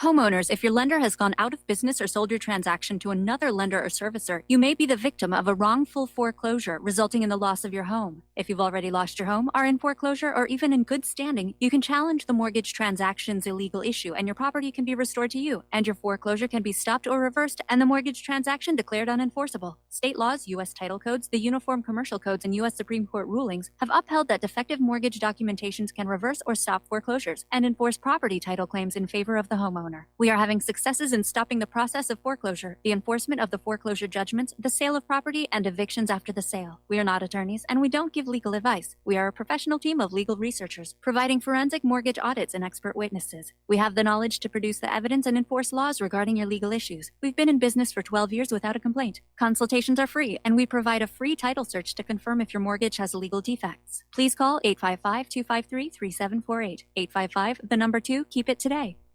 Corporate media dominates the American opinion. Finding independent voices that counter this avalanche is becoming increasingly difficult. With the endless corruption running rampant throughout our government, independent voices are needed more than ever to battle the offensive against our freedoms and liberties. As a listener of RBN, no one understands this concept better than you. Now it's up to you to do your part. The time has come for you to take action and begin broadcasting the truth to hundreds or thousands of people every month. Sound impossible? Quite the contrary. With pointed slogans from LibertyStickers.com, you can reach countless sleeping Americans unaware that they live in a real-life wonderland. LibertyStickers.com has a huge inventory of political bumper stickers and messages that reflect the truth about our government, our politicians, and the future of America. With so many in stock, there's one perfect for you. Visit us today at LibertyStickers.com. Again, that's LibertyStickers.com. Do your part. Your voice is important. Let it be heard. Without the right accessories, any guy can be off the mark. Whether you've invested thousands in your arsenal or you own a single trusted firearm, a visit to AROutfitting.com is in order. It's one of the finest online selections of tactical optics and AR parts and add-ons, like EOTech, quick target acquisition with no peripheral loss. Browse the full range of Nikon scopes and binoculars. AiroUtfitting.com can illuminate your world with Streamlight gun-mounted lights from keychain to large handhelds up to 1,100 lumens. Find some stability with Battenfield Tactical Bipods. AiroUtfitting.com has CMMG gun parts, barrels, assemblies, handguards, part kits, and more. Plus mag-full clips and magazines. I know I've got you excited, so take a breath. Head to AiroUtfitting.com. The site's super easy to navigate and features a ton of technical info, including links to manuals. We also welcome vendor and manufacturer inquiries. Remember, if you don't see it, we can get it at AiroUtfitting.com. When all this twisted steel was swept away, did these remaining holes reveal what's really happened? And aloha, America. Welcome back to the show. We're going to go to the phones here. Mark in North Carolina. Aloha, Mark. Welcome to the show. What's on your mind? How you doing, Mike? Mike, I'm looking with Trump. Not only is this appointment, the man's turning out to be a total disaster.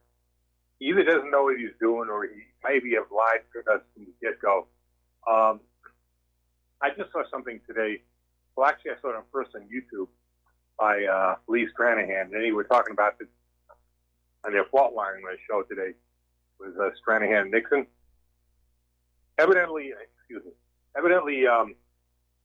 what's happened with Trump is Kushner, his son-in-law. Yeah, is involved with E Oil with a whole lot. There's a whole lot of tie-in. It's being investigated now. There's a whole tie-in with Genie Oil, which comes out basically oil in the Golan Heights, which belongs to Syria. Evidently, Israel Netanyahu gave the contract for it, and this seems to be behind a lot of what's going on in Syria. Now, I can't believe Trump would know this if this is the case. So this, to me, shows that Trump is probably lied to us from the get-go. He said we no more nation building, no more regime change or anything like that, and he lied to us. He saw it again yesterday with his speech in Florida today, about Venezuela. This guy's no good.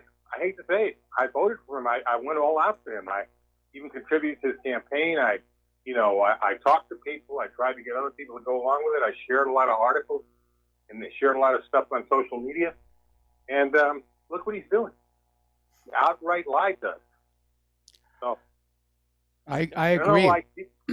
I agree. And, the word we're getting is that this idea of going into Venezuela, Trump was all for it, that he was talking about it apparently last August. I know. I remember he was mentioning stuff like that, the military option is, he considers available. Look, I don't know that much about Maduro, but the more I'm learning, he actually seems to be a Venezuelan patriot. Yes. Because he's a socialist, what does that mean? Gaddafi was a socialist also. And they were doing very well under Gaddafi in Libya. A lot of people are socialists. A lot of governments are socialist. Most of Europe used to be at least socialist before they destroyed themselves by letting all these so-called refugees in and got involved in foreign wars that caused a lot of the refugee problem on top of it, like Libya and Syria. Yes. So, I mean, this is what's happening. Imagine if we get bogged down in Venezuela. I don't know. You got to wonder, too, how stupid can the man be? If we get involved in any other kind of war now, any chance he has of being reelected will go down in flames. On top of that, he is an egomaniac, and he's going to consider, instead of one of the better presidents, he's going to be considered one of the worst presidents, maybe the worst, period. So I don't know if he's taking any of this stuff to thought. I don't know who's advising him. Well, I know who's advising him. He's got these clowns, these neocons, and he's got his son-in-law advising him. And they're advising him into destruction. That's all they're doing. And I just don't know what to do. As far as Ukraine goes, you were talking about Ukraine before. I think Putin made a big mistake a couple of years ago when he put a restraining arm twice on the Donetsk People's Republic that had the Lugansk, whatever it is. They had the Ukrainian army on the run. They probably could have gone right into Kiev. They probably could still do it if they wanted to, because the Ukrainian army has no morale. They would fold in 2 minutes. Yeah, No? they have no taste for firing on their fellow countrymen. Well, I don't know. Let me take that back. I mean, if you go back to our own Civil War, of course, back then people were a lot more isolated. They didn't travel around as much. But the idea of Americans shooting at Americans, they managed to get that one over.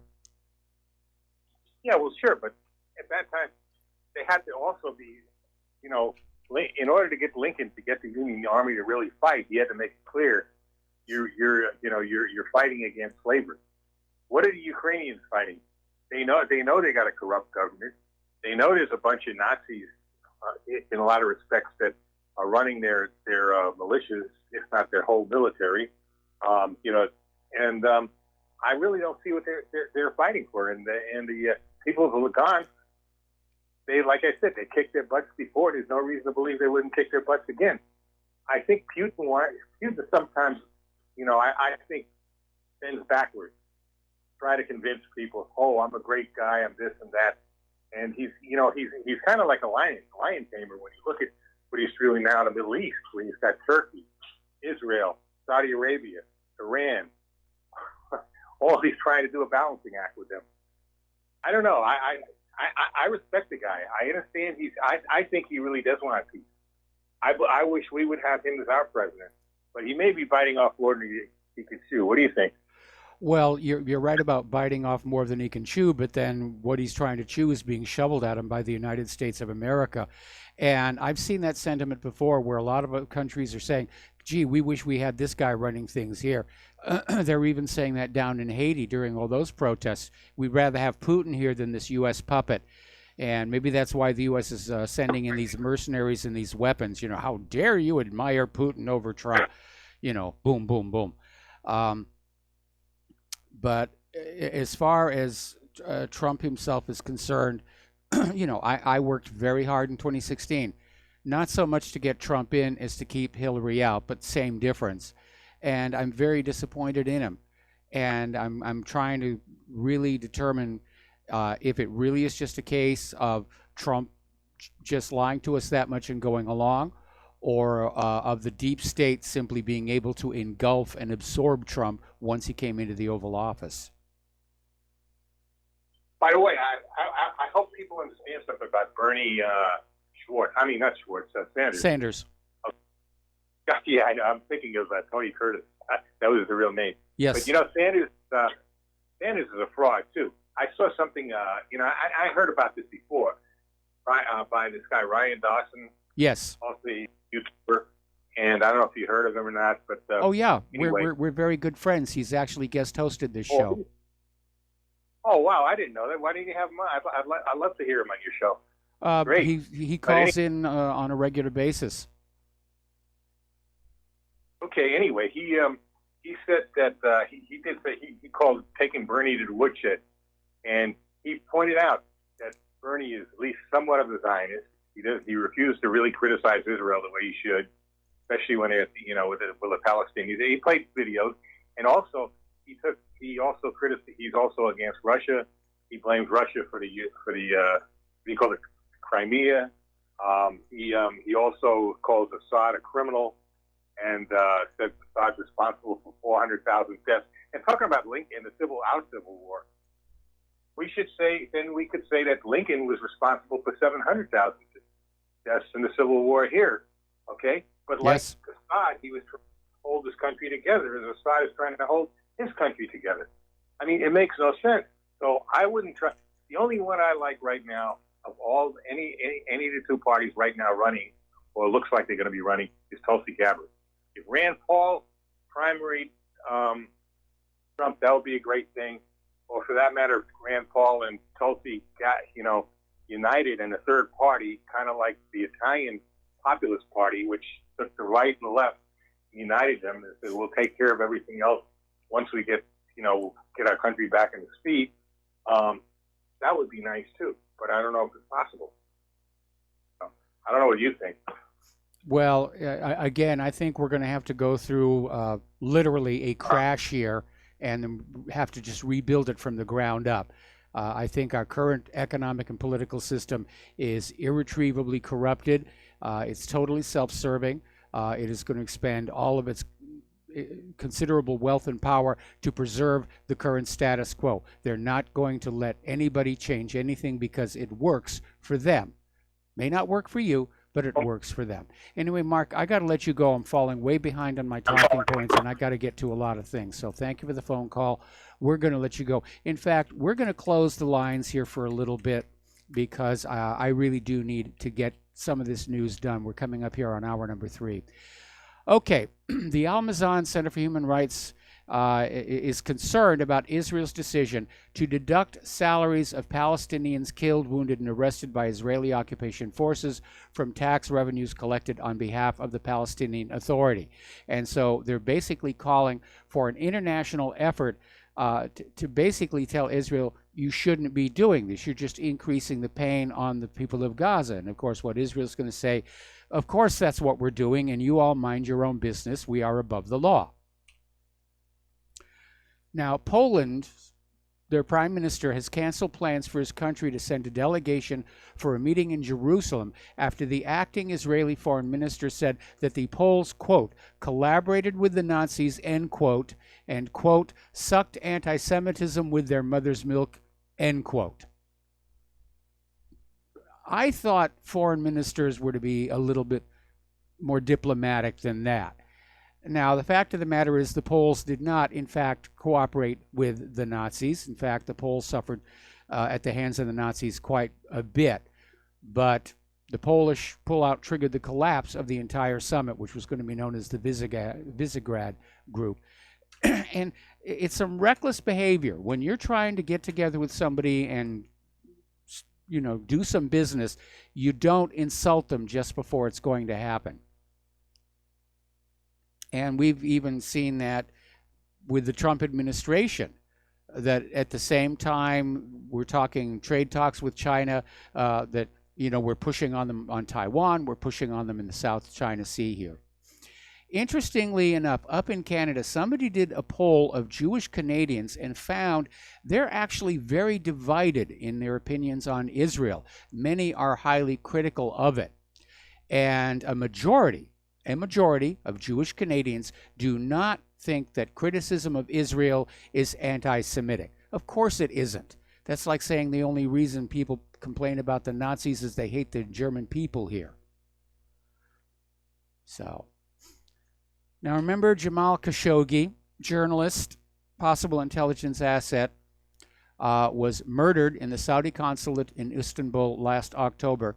And apparently his last article he was working on, which was incomplete, has been released. It was an unfinished opinion calling for unity between the Saudi and the Iranian people, asking for both countries to be the voices of reason and moderation. Okay. Now, a former North Korean diplomat, and I emphasize this guy has defected to South Korea, so he may be bribed or coerced on this, but he's basically saying that Kim Jong-un has no intention of giving up his nuclear weapons and sees his upcoming second summit with U.S. President Donald Trump as a chance to cement his country's status as a nuclear weapons state. Well, he's already kind of done that. So Thae Yong-ho, who defected to South Korea in 2016, said in a news conference that next week's meeting in Vietnam will be a failure if Trump can't get Kim to declare he will abandon all of its nuclear facilities and weapons and return North Korea to the Nuclear Non-Proliferation Agreement. Well, it's not a requirement of the Non-Proliferation Agreement to not have nuclear weapons. I mean, the United States has signed and ratified the Nuclear Non-Proliferation Agreement, and look at the arsenal they have. So Thae worked as a minister in the North Korean embassy in London before fleeing to South Korea. He is the highest level North Korean diplomat to defect to the South. Now, the reality here is, especially given the proven belligerence of the United States and the West, Kim Jong-un, in my opinion, would be an idiot to give up his nukes. That is the only thing preventing an eventual U.S. invasion. That's the reason to have nuclear weapons, as a deterrent. They're not first strike attack weapons. You don't go off to a country and say, we're going to invade you, and you start by nuking them. There's going to be nothing left for you to invade. You hold those nuclear weapons in reserve and you sit on them, and the message is, you do not invade us or something bad is going to happen to you. That's the reason to have these weapons. And every time a country gives up its weapons of deterrence, they get invaded. Now, Iraq never had nuclear weapons. They did have chemical weapons. They were convinced to give them up with a promise of security, and then they got invaded. Syria gave up their chemical weapons with a promise to not be invaded. Then they got invaded. See how the pattern is working? So Kim Jong-un, I know he's smart enough to be seeing this. Over in Iran agreed to the P5+1. They curtailed their nuclear activity. They're still playing by the rules according to the IAEA. What does the United States do? Pull out of the agreement and start throwing sanctions at them, getting ready to invade. Fool me once. Alrighty. Apparently, there is a big scandal over in Justin Trudeau's government. A top aide has resigned over these corruption allegations. And apparently it involves reports it pressured the former Attorney General into dropping years-old corruption charges against Montreal-based SNC Lavalin, a Canadian construction company with close ties to Trudeau's party. All righty. Now, everyone's been talking about the $22 trillion that has gone missing. Well, no, I'm sorry, the $22 trillion national debt that we just crossed over into. Close behind it is the $21 trillion that has gone missing from the Department of Defense and the housing and urban development budgets from 1998 to 2015. 21 trillion. So you put that together, and what is that? That's $43 trillion that just nobody knows where it went. It just completely vanished. Let's think about that while you're filling out that old 1040 form, rather. As we mentioned before, Bernie Sanders has stepped into the presidential race for 2020, and he's going to be a socialist. I think he's going to do very well, considering how well he did last time. And I'm sure that all the Democratic strategists are already recalculating how this is going to impact different candidates' possibilities. All right, we're going to take another break for commercials, and we'll be right back.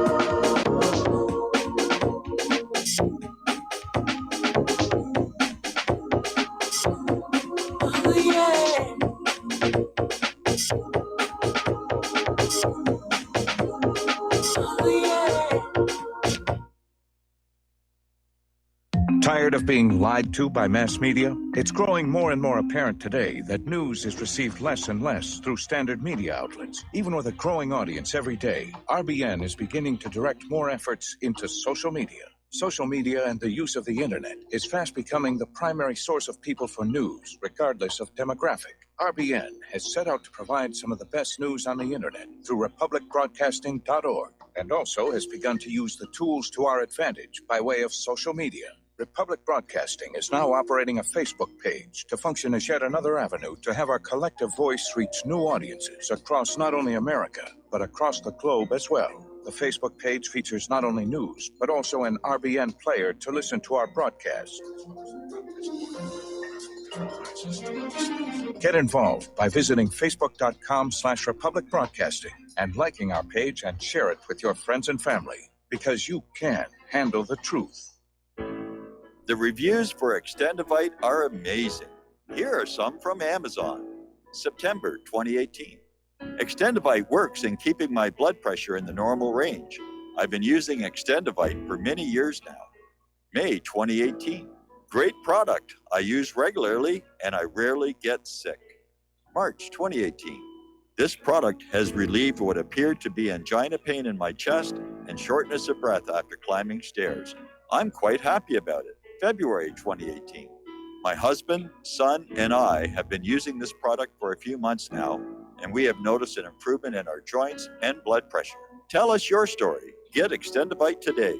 To order, call 1-877-928-8822. That's 1-877-928-8822 or visit heartdrop.com. Extend your life with Extendovite. Do you or a loved one suffer migraine headaches? Listen to what scientist Kurt Hendricks has to say. 35 million people in the United States suffer with debilitating migraines. If you or a loved one are one of them, you need to know about MigraLief. Hi, I'm Kurt Hendricks, the scientist that formulated and patented the MigraLief migraine formula. MigraLief is a non-prescription dietary supplement recommended by neurologists, pharmacists, and pediatricians to address nutritional deficiencies in both adults and children over 2 with migraines. Try MigraLief for 3 months and see the powerful difference it can make in your life, or get your money back, no questions asked. Go to MIG911.com or call 800-MIG-7354. You can change your life today. So if you suffer from migraines, don't wait. Call 800-MIG-7354. That's 800-MIG-7354 or visit MIG911.com. We the people, in order to form a more perfect union, establish justice, ensure domestic tranquility, provide for the common defense, promote the general welfare, and secure the blessings of liberty. And aloha, America. Welcome back to the show here. And as we mentioned before the commercial break, Bernie Sanders has stepped into the 2020 race. And he's basically out there saying we are running against a president who's a pathological liar, a fraud, a racist, a sexist, a xenophobe, and someone who is undermining American democracy as he leads us in an authoritarian direction. Sanders called for 1 million Americans to help him turn Trump into a one-term president. I don't think he needs to worry about that. Trump is turning Trump into a one-term president. Okay. Now, Trump is finally starting to show high dudgeon over the situation with McCabe and Rosenstein and the Department of Justice trying to put together a plot to oust Donald Trump using the 25th Amendment. And he describes it as illegal and treasonous, and he's right on both counts. And you need to understand how the 25th Amendment works.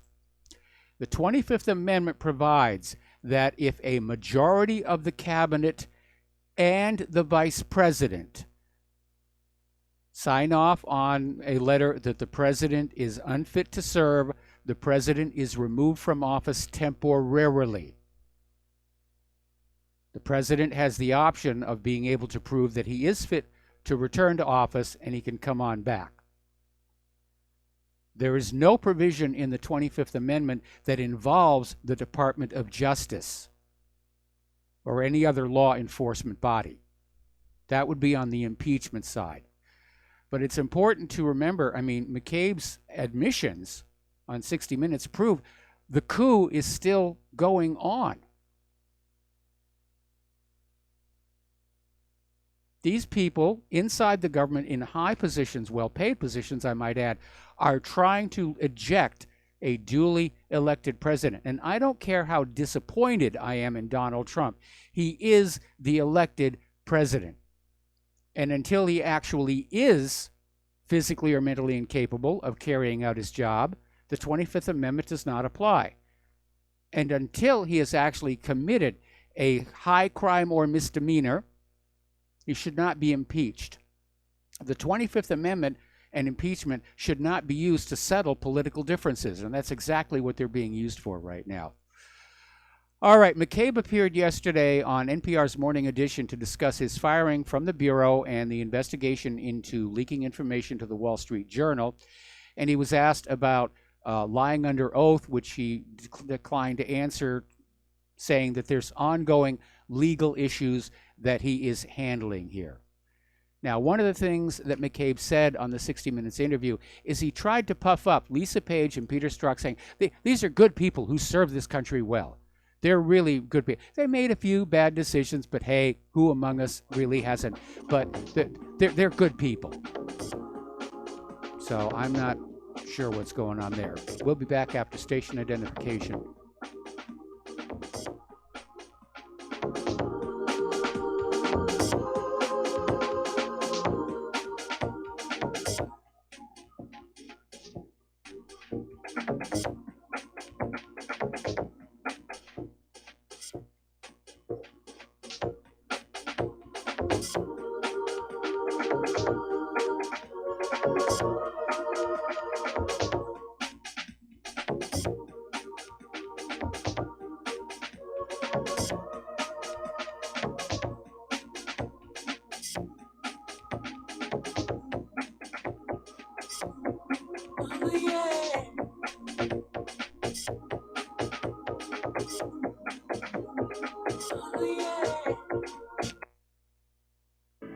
Many people write us about their experience with Extendivite. Allow me to read you some from Amazon.com.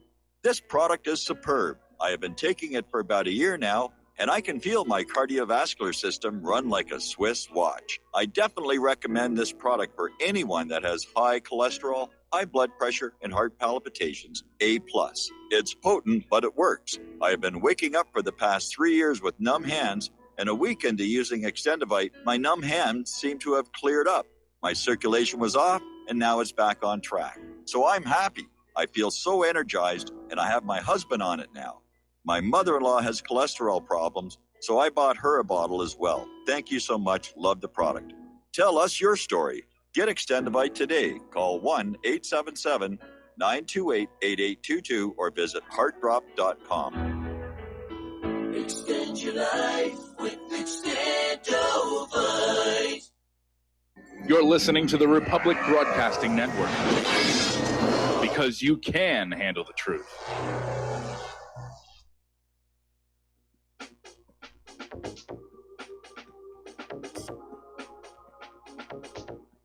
What really happened with your host, Mike Rivero. You're listening to the Republic Broadcasting Network, where you'll find out what the Fukushima's going on.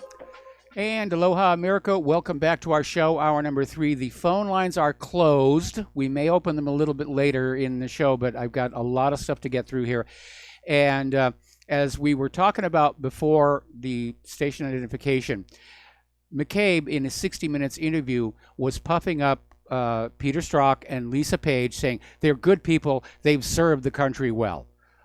I'm not sure I agree with that, but he's basically trying to say, you know, that they're good people who've just made a few bad choices. We don't really know, because there's never really been a full investigation. Things are a little different when he talks about Rod Rosenstein. And apparently, basically, McCabe's subtext for the 60 Minutes interview was there was a deep state coup attempt against President Trump, but Rosenstein did it. It was all his fault. Now, in the absence of any smoking gun against President Trump from Mueller's investigation, that suggests Trump's deep state opponents are starting to turn on each other, and that would be a wonderful thing to see. And as a matter of fact, Deputy Attorney General Rod Rosenstein is expected to step down by mid-March. And an official announcement of who's been selected to replace him could come as early this week. All right. Now, let's talk about Jussie Smollett apparently the grand jury is meeting right now to decide what he's going to be charged with, if it's going to be simple fraud or something else, or if, as that caller said, should he be charged with a hate crime, even though directed against himself. And as I mentioned before, the irony of this is the first story that we heard when the story was revealed as a hoax is that Smollett wanted to attract some attention to himself. He wanted some publicity because he feared being written off the show Empire. And a week before the actual attack, he faked a racist letter sent to the show's studio. And apparently it didn't get the reaction he expected. So he arranged for this attack, and he had these two Nigerian brothers, bodybuilders, paid them $3,500 to go along with this. So it's nice to see somebody finally put the scam on the Nigerians. But the Osundaro brothers issued a joint statement saying, "We are not racist, we are not homophobic, we are not anti-Trump. We were born and raised in Chicago and are American citizens." It's interesting where everybody's talking about, race, because everybody involved was black. It's amazing. What's really interesting, though, is the reaction of the media and all those politicians who just leapt on board this story right at the get-go because it fit their agenda, and they just charged with it. Now, yesterday, CNN's Brian Stelter said there was a rush to judgment in the case of Jussie Smollett's alleged hate crime, but it did not come from the media outlets. Oh, no. CNN is blameless. It was mostly the celebrity press and activists and Twitter. And I think it was really careful reporting by news organizations, but it all gets lumped in together at the end of the day. So that's the latest spin. It wasn't the corporate media that turned this into a major story. It was those Twitter people over there. And, of course, he's been criticized for those remarks. ABC is trying to defend Robin Roberts' softball interview of Smollett on Good Morning America. And it was a softball interview. It didn't ask any challenging questions whatsoever. ABC's excuse now is that the decision to softball the interview was based on the knowledge they had at the time that he was this victim of this horrible crime. Now, Kamala Harris is one of the politicians who basically went ballistic, talking about lynchings. And now that the story has collapsed, on her first campaign visit to New Hampshire, she was asked about it, and apparently she was at a total loss for words, didn't know what to say, just flopping around, if you will. So why does the media keep falling for obvious hoaxes? Well, first of all, because a successful hoax is going to present what the victim expects to see. And that's what Smollett engineered. The second reason has to do with the nature of corporate media itself. And there's a little slogan that goes around the newsrooms: if it bleeds, it leads. If it thinks, it stinks. And I remember there was a rock song that was out some time ago called "Give Me Dirty Laundry" that kind of gets right to the heart of that as well. This is the stuff they know will leap out of a headline and stimulate newspaper sales. And that's why they gleefully seized on that situation. Speaking of gleefully seized, the new spin now coming in from the liberals is how conservatives are seizing on the embarrassment of the Smollett story to try and do harm to the corporate media and the legitimate liberal concern with racism. Okay, we're going to do a shout out to our honor affiliates who are just now rejoining our network. So everyone's talking about the narrative. I mean, the liberals are still out there saying, boy, I'm pretty sure the attack really happened and it's being covered up. And this narrative was cut and dry to people who were looking at the case through lenses clouded by their anti-Trump bias. And that's exactly what it was. The hoax fit right in with what people wanted to see, and they fell for it. but we're getting to a degree of violence that is getting dangerous.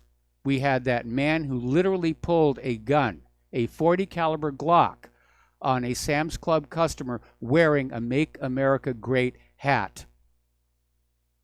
It's just a hat. So what we're seeing is the complete exposure of the corporate media's complete lack of critical thinking skills in covering the Jussie Smollett fairy tale. And the corporate media has fallen for hundreds of hate crimes hoaxes over the years. They just walk into them one right after the other, after the other, after the other. And it may be because journalism today is taught very differently than it was back when I was a kid. And I can say that safely because when I was in college, as one of my non-major electives, I took a journalism class. And we were taught about, who, what, where, when, why, sometimes how, of always questioning what is in front of you, of getting confirmation, second sourcing, and all the rest of that. When I was teaching computer animation out at the University of Hawaii at Manoa, the classroom next door was part of the journalism department. And I peeked in there, and they were all basically learning how to do their own hair and makeup. So, anyway, Facebook has been preventing people, conservatives, from posting articles on this Jussie Smollett hate hoax. And Rod Dreher, author of The Benedict Option, A Strategy for Christians in a Post-Christian Nation, and Daily Caller reporter Jen Kearns saw their articles get censored on Facebook. Apparently on Facebook, you're not allowed to say that Jussie Smollett carried out a hate hoax. See, the problem for the liberals is this one's attracted a lot of attention because Jussie's a star. They can't make this go away. And this is going to have Americans thinking, how many other of these supposedly horrific, shocking things that we've been told were hoaxes as well to motivate us?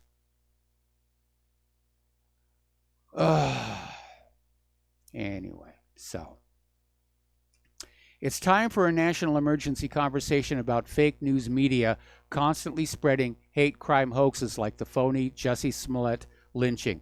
I mean, you can see how Alice through the looking glass this all is. The corporate media is still out there trying to say, we're the true news, we're the true news. Those independent media people, they're the fake news and we have to shut them down. And yet the reality is the reverse. We're out here giving you the truth. We're giving you the facts. We're giving you the information that you need.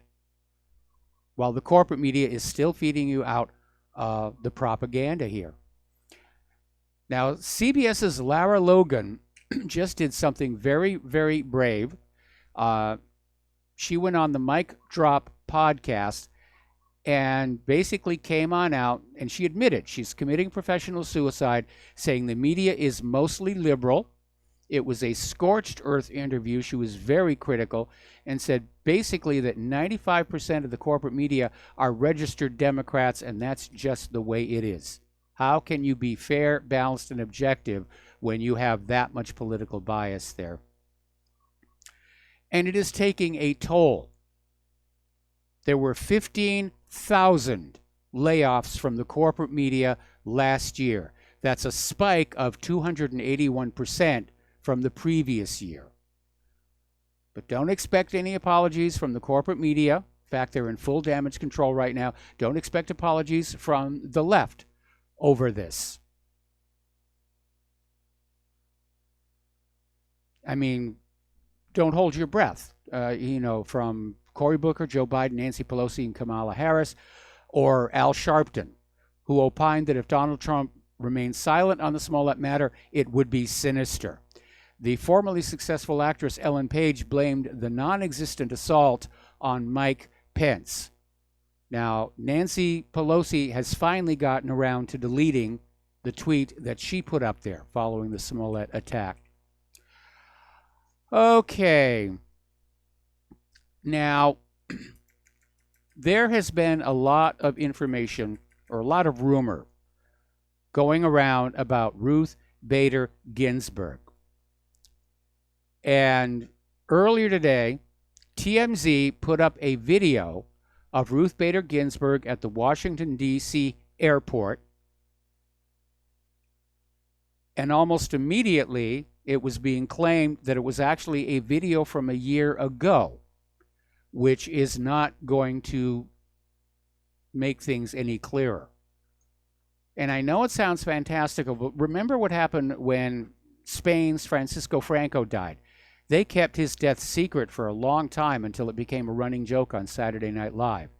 Now, I can't imagine that they think they could keep this a secret all the way until 2020. But very clearly, there are very powerful interests who do not want to let Donald Trump appoint another conservative Supreme Court justice. I mean, look how hard they fought back against Kavanaugh with all these spurious accusations of sexual assault. Maybe they're not going to wait till 2020. Maybe they really are going to move to try and impeach and put Pence in, and Pence will just go along with a liberal Supreme Court justice. But there's a lot at stake. That Supreme Court really does control much of the future direction of this country. And so there was this, I'm trying to remember who put it up. Anyway, they put up two clips, one from a year ago from a video shot by TMZ and the one that TMZ put up today. And Ruth Bader Ginsburg looks identical. Same clothes, same scarf, same bodyguards.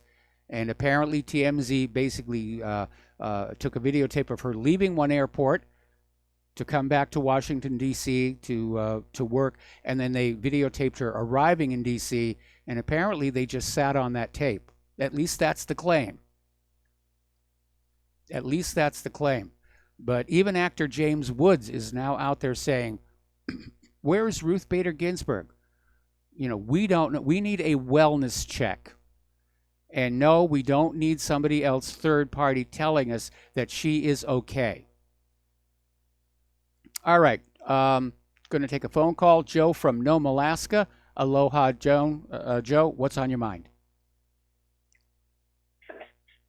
Jussie Smollett, hate crime question. Yeah.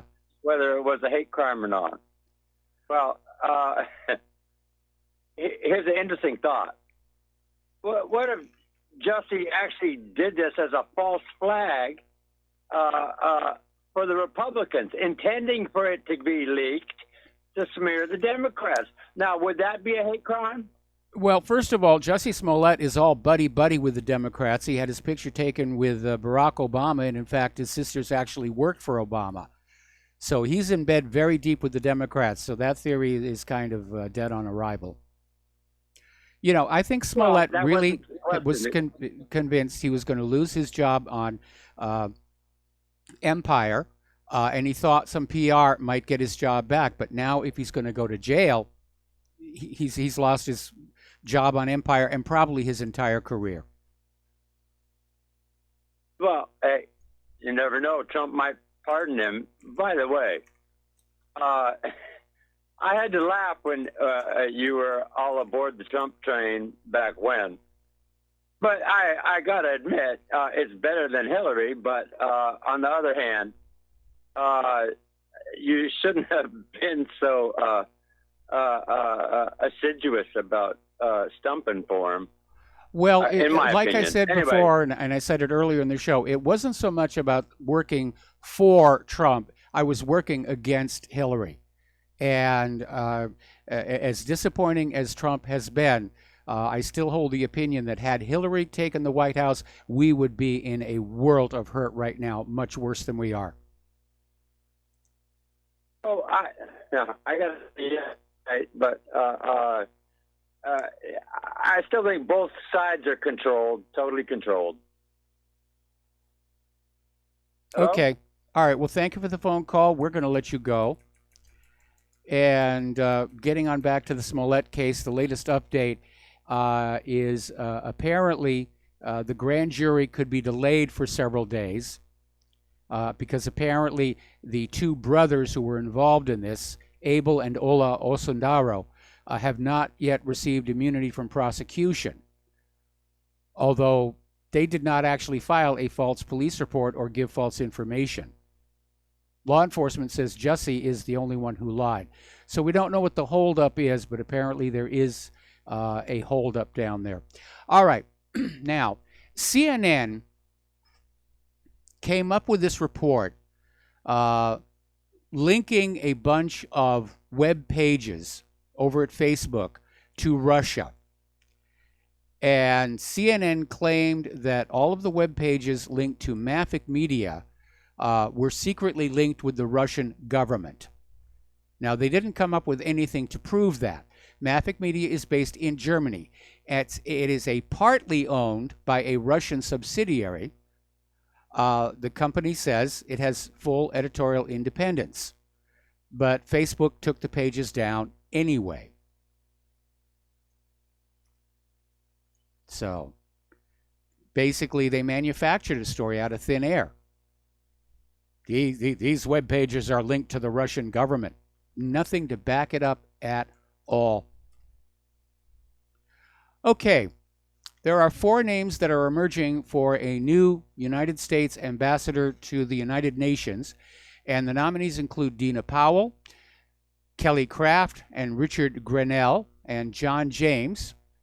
And let's see, Kelly Craft and Richard Grenell, they're the current ambassadors to Canada and Germany. Dina Powell's a partner at Goldman Sachs, Boo Hiss. John James is a former GOP Senate candidate from Michigan. So this new list came on out after spokeswoman Heather Nauert withdrew her nomination for the post over the weekend. Apparently, she got caught hiring a nanny who wasn't legally allowed to work in the United States of America. So there it is. Ann Coulter and Pat Buchanan are analyzing this bill that Trump signed, and they're saying it's the last nail in the coffin of the Trump revolution, because the bill appears to expressly forbid the building of the wall, contains a de facto amnesty, and opens the door to massive future immigration abuse through family reunion, legal immigration, and other loopholes. Nothing has been done about the H-1B visa scam, which is devastating the employment prospects of American graduates who are up to their neck in student loans. We'll be right back.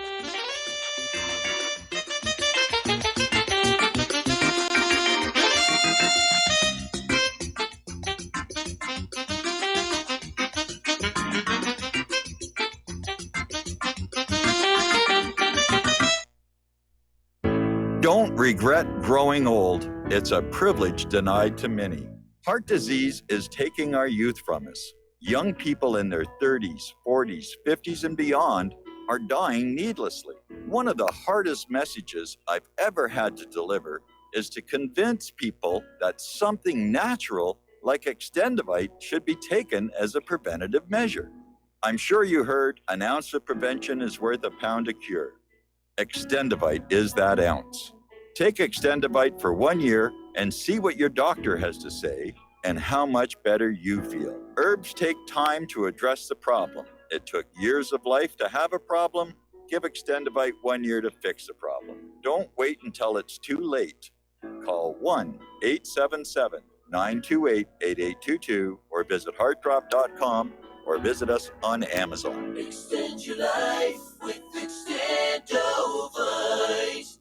Folks, we're living in a world the likes of which we've never perceived any clearer than we do now. The plan for global governance has been in the works for generations and would have likely been achieved by now, but for the fact that the globalists left open their Achilles heel. With all their tools, Federal Reserve System, fiat currency, no child left behind, and then Common Core education introduced to our schools to dumb us down, vaccines, pharmaceuticals to lobotomize us, GMO foods, insertion of compromised or bought and paid for politicians, judges, mainstream media propaganda, all pieced together like a puzzle designed to ultimately bring the world under submission. But with all their strategy, they forgot one thing: knowledge. And knowledge is power. With knowledge, their bombardment is nullified. Folks, with that, as brilliant and knowledgeable as you've become, among the wisest audience of any radio audience in the world, and you are, I want you to take a moment to reflect and ask yourself, how much of that knowledge did I obtain from Republic Broadcasting Network? How high has my consciousness been raised since I've been a listener? How fast am I now able to discriminate truth from fake news by being a Republic Broadcasting listener?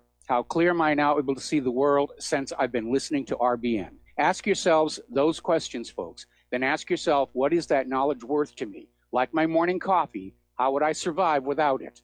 A voice of truth in a sea of lies. Do we not all need to make sure it survives? Like public broadcasting, we are now finding we can only survive with listener support. Censorship, advertisers being attacked, truth itself being attacked. It's the only way through this. We at Republic Broadcasting humbly ask you to become a supporter. Look at your budget and make a determination of what Republic Broadcasting is worth to you and what you can afford on a monthly basis. Go to republicbroadcasting.org and pledge 20, 30, 40, 50, if possible, 100 a month or more if it's affordable. Click the donate button and become a regular monthly donor. Assure both us and yourself that Republic Broadcasting truth will continue to flow like that morning coffee. The network thanks you.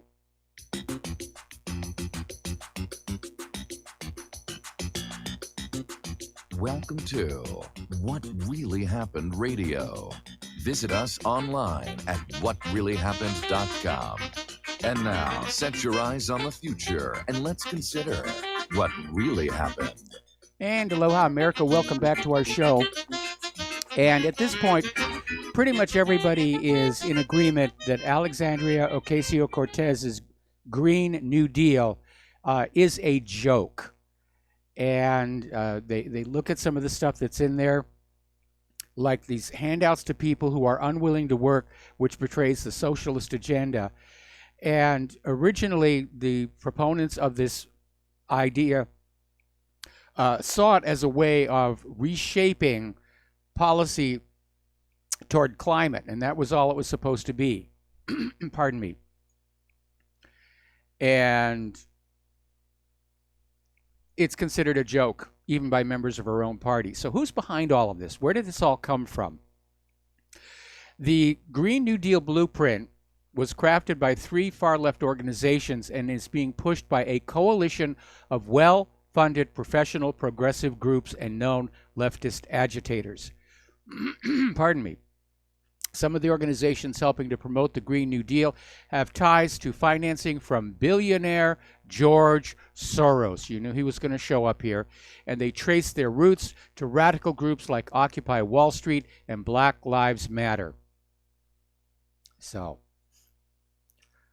I think at one point even Margaret Thatcher said that global warming was an opportunity to bring about global socialism. Okay, now then. There has been a study on the issue of whether voter ID laws depress voter turnout. Well, the only voter turnout it's supposed to depress are people who are not supposed to vote. But apparently this study came on out and said that, in fact, voter ID laws do not depress voter turnout. The claim that voter ID laws are suppressing the vote, it has been debunked. It's been absolutely debunked.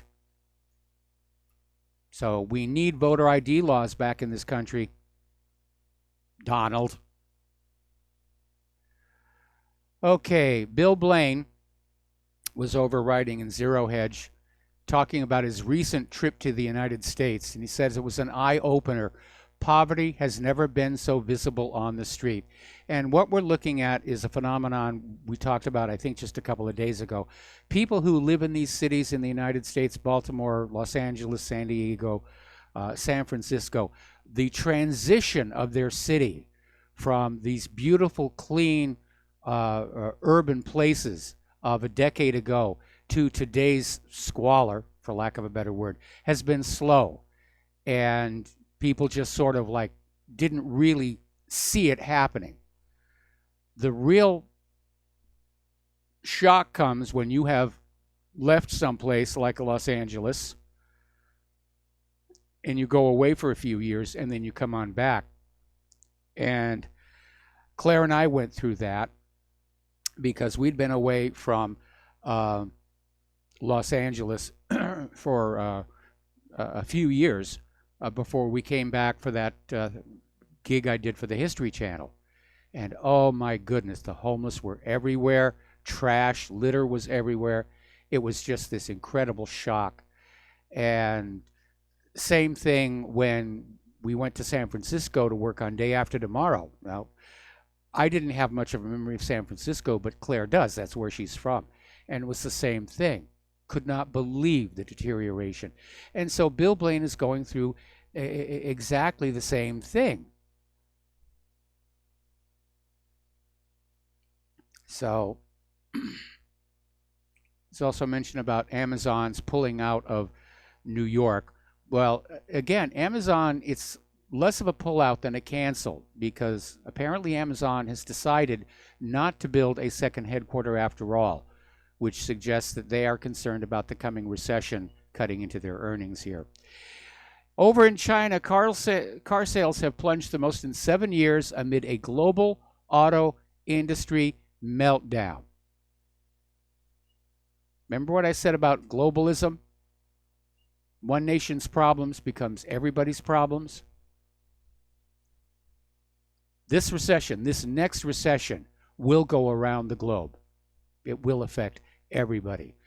Now, over in the European Union, their banks are now in the clear over Brexit because they have basically set the means up to be able to carry on using London for 60 trillion pounds of crucial trading, even if there is no deal.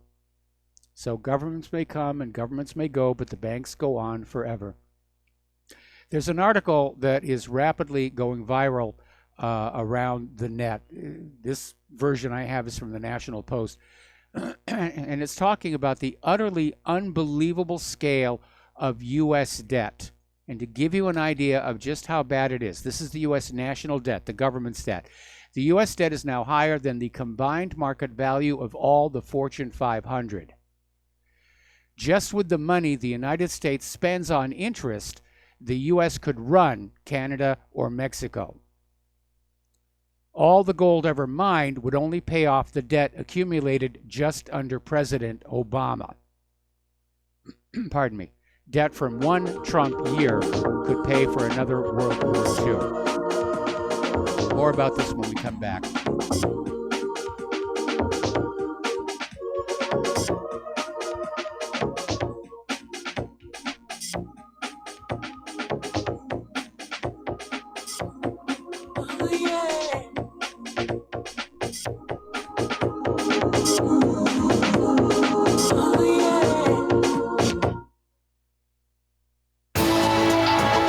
You are tuned in to the Republic Broadcasting Network. Visit our website by going to republicbroadcasting.org.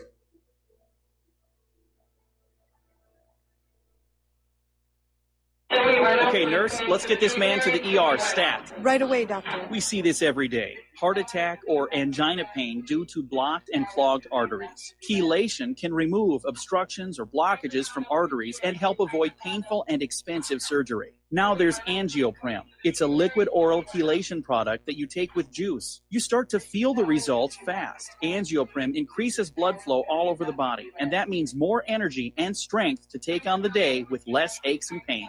60 years of research has gone into chelation, and Angioprim is the result. A safe and easy way to unblock your veins and arteries from buildup that slow circulation. Paging Dr. Jones. Please report to the emergency room right away. Log on now for a special radio offer from Angioprim. That's angioprim.com/radio. ANGIOPRIM. Angioprim.com/radio or call 877-882-7221. That's 877-882-7221. Did you know that neither the American Medical Association nor the American Bar Association were established to benefit the American people? Have you recognized that in our country, healthcare has little to do with health, and that our court system has nothing to do with justice?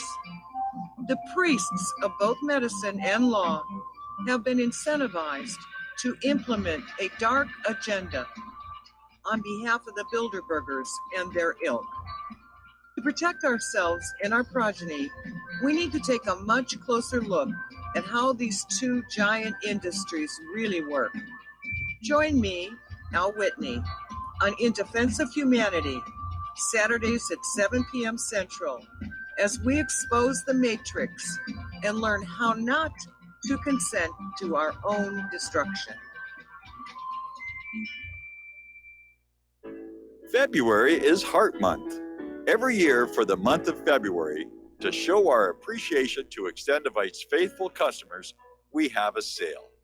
If you would like to try Extendivite, now is the time to get a few months ahead and really give Extendivite the time to show you how it works. Most of Extendivite's long-term customers wait for this sale to stock up. People and doctors tell us about the unbelievable improvements that they have experienced in their overall health, not just the heart. Extendivite wants you to experience the power of these herbs. Get a 4-month supply for only $115 for either the capsules or tincture. Please take advantage of this once per year sale and get healthy for life. To order, call 1-877-928-8822 or visit heartdrop.com or find us on Amazon. Extend your life with Extendovite.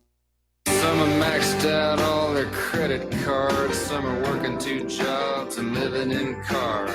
Minimum wage won't pay for a roof, won't pay for a drink. If you gotta have proof, distract yourself, Mr. CEO. See how far $5.15 an hour will go. Take a part-time job at one of your stores. I bet you can't make it here anymore.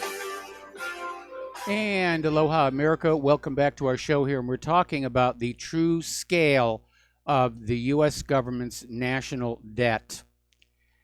And 1 year of that deficit could pay for everything NASA has ever done going back to Explorer.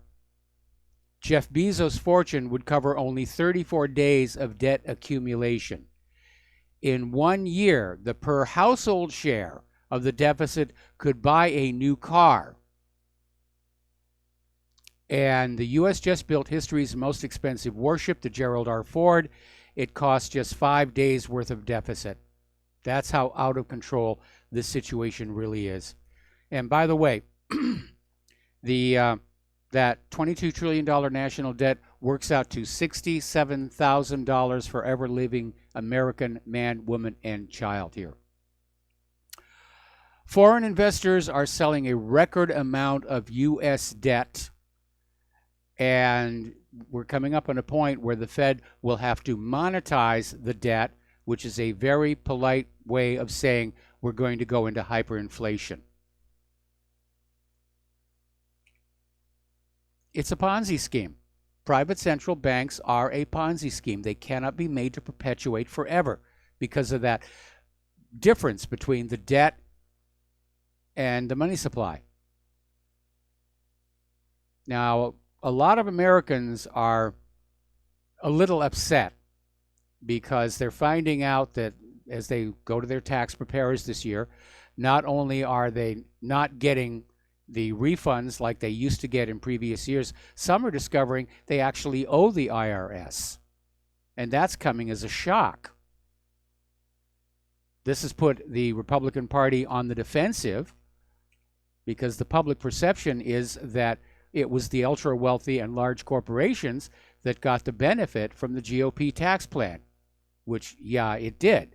Now, the IRS is out there saying, well, what you're missing is that the withholding changed and you were actually getting a little bit more money in your paychecks.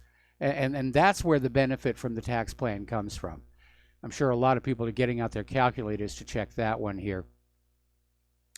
Food prices will rise in 2019, adversely impacting those living paycheck to paycheck. It's already happening. Claire and I went to the Safeway yesterday, and we had a bad case of sticker shock. We didn't even buy all that much. Okay. It's even a bad year for the entertainment industry. Apparently, the winter 2019 revenue has hit an 8-year low, and they had the worst President's Day weekend in 15 years. Of course, a lot of what they're putting out just isn't all that entertaining anymore.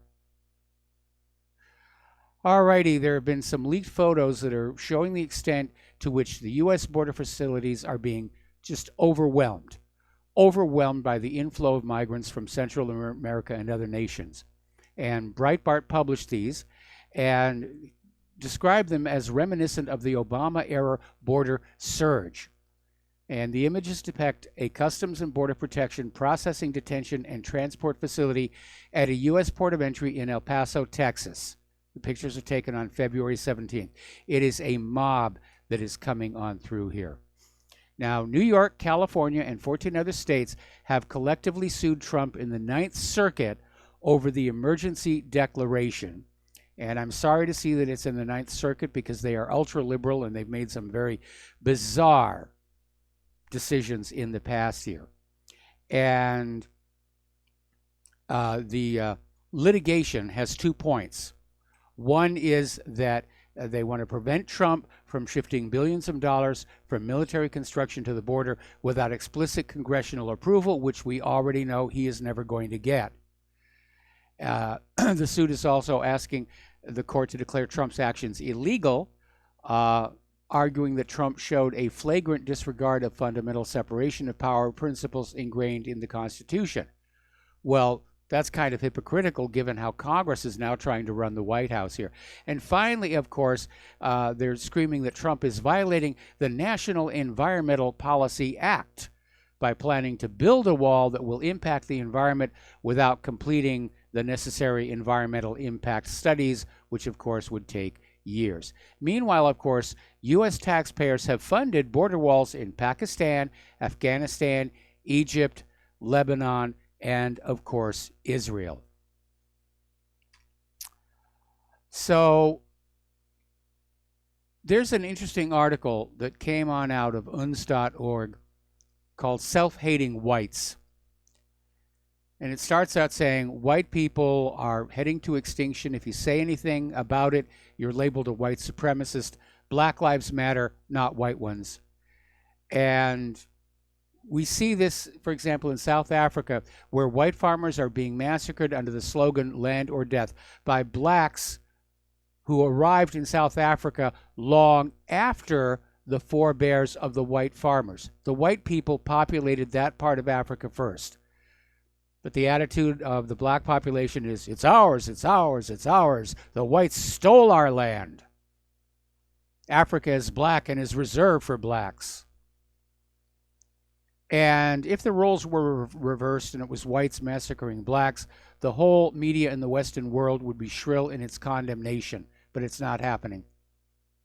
The whites in South Africa, disposable. Only Russia has offered South African white people refuge. The United States, Europe, and Canada are overflowing with non-white immigrants, but have no room for white ones. What does that tell you? We're going to take a phone call. John in Missouri, aloha. Welcome to the show. What's on your mind?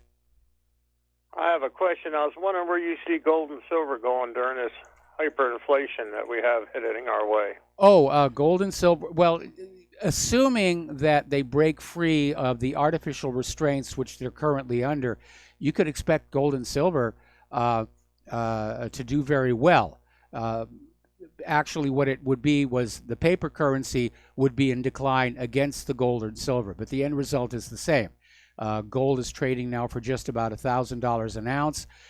In a period of hyperinflation, it could go up to 2, 3, 4, and so forth. What its purchasing power might be, though, you need to take into effect, because what $1,000 buys today would require that $4,000 during the hyperinflationary period. So you have to basically calculate that in there as well.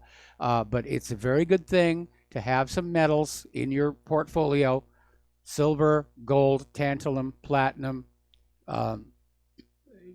just whatever you can get in small amounts, so that nobody knows that you've got it. And once you get that, don't tell people that you've got it. You become a target. Do you think we'll ever be buying things with strictly gold and silver? Well, there's a big problem. There's only so much gold that's been mined in all of the history of mankind. And right now, if you look at the size of the human population, for us to be using gold coins as legal tender, they would be microscopic and easily lost. Now, they might go the route, I mean, some of the things they were trying in the Middle East, where there was actually a card or a token that had a tiny fleck of gold embedded in it, that might be a way that they could go as well. Or we could go back to claim checks, gold certificates, where the gold is in the bank and the gold certificate is the claim check. The gold certificate is not the money, it is a claim for the money. That's what the original currency of this country was, the silver certificate and the gold certificate. And then because of the Federal Reserve, eventually we were brainwashed into thinking that ink and paper was the money. And it isn't, and it never was. Go back to that Constitution. Alrighty. The lawful money of this country is gold and silver. Thank you very much, Michael. All right, thanks an awful lot. We're going to let you go. And getting into this time of the show, it's time to talk about, insert ominous music, human-caused global warming.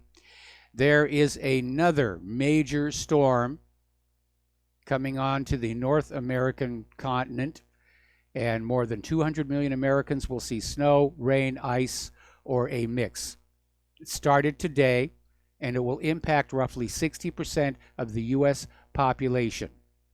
Parts of 39 of the 48 contiguous United States will be touched by this massive storm, including every single state east of the Mississippi River. And it's going to have an impact. It's going to reach parts of 26 of the 30 most populous states. So, Puxatawny Phil blew it. Snow has blanketed Las Vegas. Now, they had some flurries about a week ago. Came on down, touched the ground, stayed a few seconds, and then melted away. This was a lot more severe, and it was actually accumulated snow, 2 inches, and it caused the I-15 to have to be shut down. So that's got a lot of people rather surprised. Just like the folks down on Maui, when that state park got accumulated snow here. The latest storm up in Milwaukee has dropped 9 inches there. More snow forecast for Wednesday. This is a bad one. This may be the worst winter storm of the season so far here. So let's get on back here to all of these global warming cultists who are out there. Right now, a staggering 30,000 scientists have come forward confirming man-made climate change is a hoax perpetuated in order to make money and exert government control over anybody dumb enough to fall for it. One of the experts is Weather Channel founder John Coleman, who warns that huge fortunes are being made by man-made climate change proponents like Al Gore. And he did. Al Gore ended the 2000 campaign race almost broke. And today he's very rich again. He bought himself a nice little house out on the beach in Southern California. So much for ocean levels rising. And at one point he was boasting he was going to be the world's first carbon billionaire. It was a scam. It is a scam. What controls climate here on Earth is solar energy and the tilt of the Earth in its orbit and the shape of the Earth's orbit. And as they move around, we get the ice ages and we get the interglacials. So, pardon me. A scientific paper published by a team of Australian researchers has revealed a startling find. Scientists at the Permanent Service for Mean Sea Level have been adjusting historical data regarding tide levels in the Indian Ocean. This is highly questionable, and the result is they're depicting rapidly rising seas. But it's not really happening. They're faking the data. Scientists have found sea levels are stable and have been for the entirety since the beginning of the 20th century.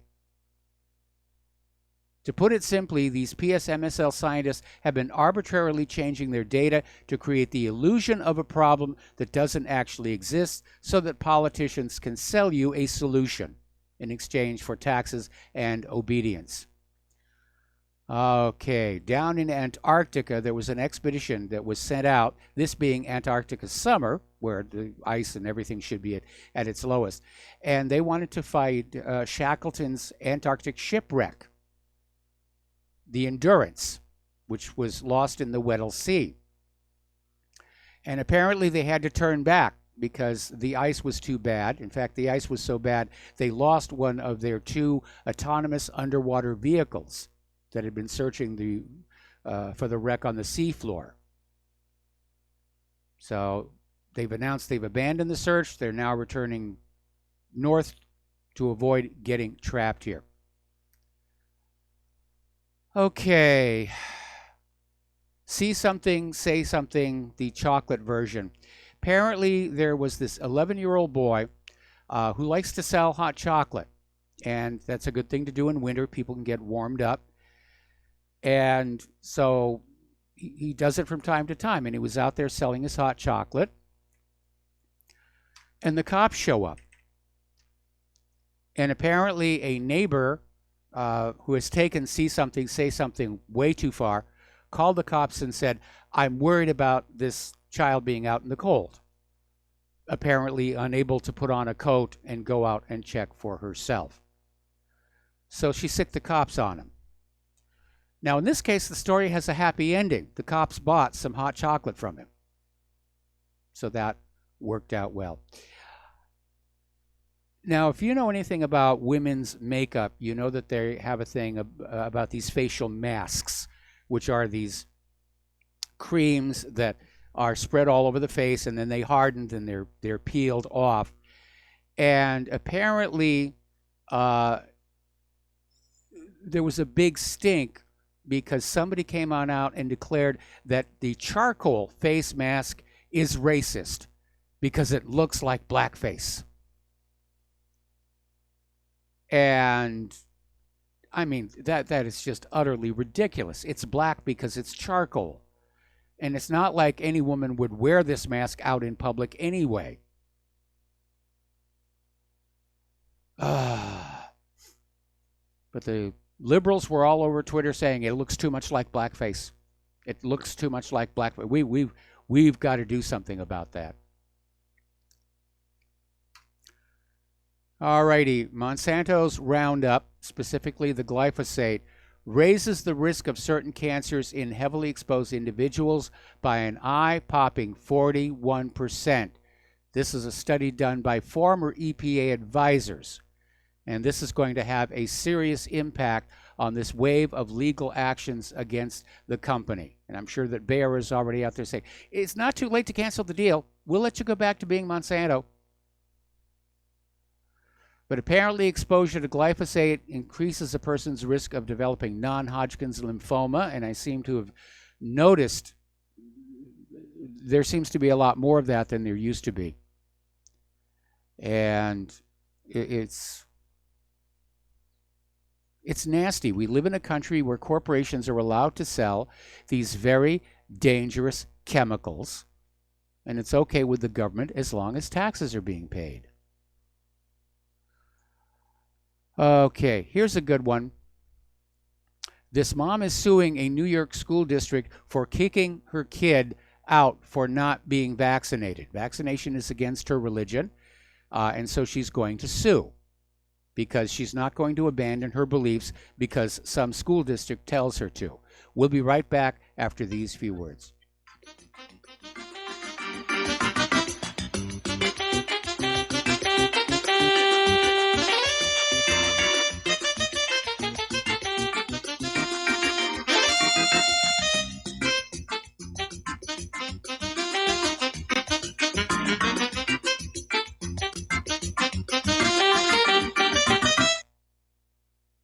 Homeowners, are you in foreclosure, expecting to be served with a foreclosure lawsuit, or suspect your lender has coerced you into an illegal mortgage transaction? A huge number of mortgages made in the last 10 years have legal issues and are possibly defective. State laws and the U.S. Supreme Court have upheld that defective mortgage documents are grounds for foreclosure defense and for counterclaims in favor of the homeowner. If your mortgage has been sold or assigned since closing the loan, it may be defective and you may be paying the wrong party party and the lender may not have standing or the right to foreclose or collect payments under the law. If you would like to know if your mortgage is legal or not, or know if you are paying the right party, we can help. Our initial consultations are free of charge. We are not attorneys. We are legal researchers and work closely with experienced lawyers who know how to help you find the evidence to help you keep your home. Call toll free 1-855-2-KEEP-IT. That's 1-855-2-KEEP-IT today. Without the right accessories, any guy can be off the mark. Whether you've invested thousands in your arsenal or you own a single trusted firearm, a visit to AROutfitting.com is in order. It's one of the finest online selections of tactical optics and AR parts and add-ons, like EOTech, quick target acquisition with no peripheral loss. Browse the full range of Nikon scopes and binoculars. AROutfitting.com can illuminate your world with Streamlight gun-mounted lights from keychain to large handhelds up to 1,100 lumens. Find some stability with Battenfield tactical bipods. AirOutfitting.com has CMMG gun parts, barrels, assemblies, handguards, part kits, and more. Plus mag-full clips and magazines. I know I've got you excited, so take a breath. Head to AirOutfitting.com. The site's super easy to navigate and features a ton of technical info, including links to manuals. We also welcome vendor and manufacturer inquiries. Remember, if you don't see it, we can get it at AirOutfitting.com. The First Amendment in the Bill of Rights limits the government's power by ensuring the freedom of speech and preserving the rights of the people. Every day that passes, our rights gradually slip away. It's time to take a stand and let the government know we're tired of losing our rights. LibertyStickers.com will allow you to express your rights and allow millions of people to see you stand up for what you believe in. LibertyStickers.com carries the largest selection of bumper stickers online, ranging from political to humorous, and is your #1 source for Ron Paul for President stickers. As always, you can find your favorite stickers that protest the war and the president. Don't see what you're looking for? Liberty Stickers will custom make stickers that will let you get your message across for all Americans to see. Go to LibertyStickers.com and see pre-made stickers that will get everyone talking. That's LibertyStickers.com or call 877-873-9626. Liberty Stickers, the world's most dangerous stickers. When all this twisted steel was swept away, did these remaining holes reveal what's really happened? And aloha, America. Welcome back to our show. Last segment of our program today here. We're talking about vaccines. And one of the arguments put forward to justify all these mandatory vaccination laws being passed in all the states is that the unvaccinated children, you know, they're posing a risk. They're a danger. They're a danger to public health. And there's this Harvard immunologist, Dr. Tatiana Obakanich, who came on out and said, that's absolute nonsense. Unvaccinated children pose zero risk to anyone, especially children who've supposedly been vaccinated. And so this argument is going on. And did you notice over on YouTube when they're setting out their standards for banning videos now, along with, you know, conservative points of view, they have the phrase medically inaccurate. And so the push is on to protect the profits of corporate pharmaceutical by simply leaving their propaganda, their sales pitch, unchallenged. Now, the reality is, I mean, there's this article here, this from Health Impact News, 0 U.S. measles deaths in 10 years, but over 100 measles vaccine deaths reported. That's a little less than accurate. I think after the time this article was written, there was one woman in Washington State who came down with the measles immediately after getting the measles vaccine, and she died of it. But that's it. You are far more likely to die from the vaccine than from the illness itself. So what do you want to do? Well, don't think about it. The government's going to decide for you. You're going to spend your money to get vaccines pumped into you. And here's where it gets a little Twilight Zone. Having exhausted the human population as a vaccine market, because with everybody being ordered to get vaccines. They can't increase sales on that. Now the push is pet vaccines. Pet vaccines. Oh, yes, you got to get a vaccine for your pets here. And as pet vaccination rates rise, pets are starting to develop autism symptoms. You just think about that one. What do you do with an autistic rabbit? Anyway, another story. This is from Natural News. Apparently, vaccinated children face a 3,000% increased risks of dangerous allergies. And they're talking about things like eczema, allergic rhinitis. And, you know, I see all these commercials for psoriasis, and I'm wondering, you know, is that a vaccine injury that hasn't been documented yet? Is the medical industrial complex guaranteeing its profits by first making us sick and then making us sort of kind of maybe well, as long as you keep the ongoing treatments? Now, $4 billion has already been paid out with the vaccine injury court, and the government says that only 1% of all vaccine injuries are reported to the court. So you think about that, how much damage is out there. All right, there's the music. Time for me to get out of here and get something useful done with the rest of the day. Please stay tuned for John Stedmiller. I'm sure he's got lots of interesting things to share with you.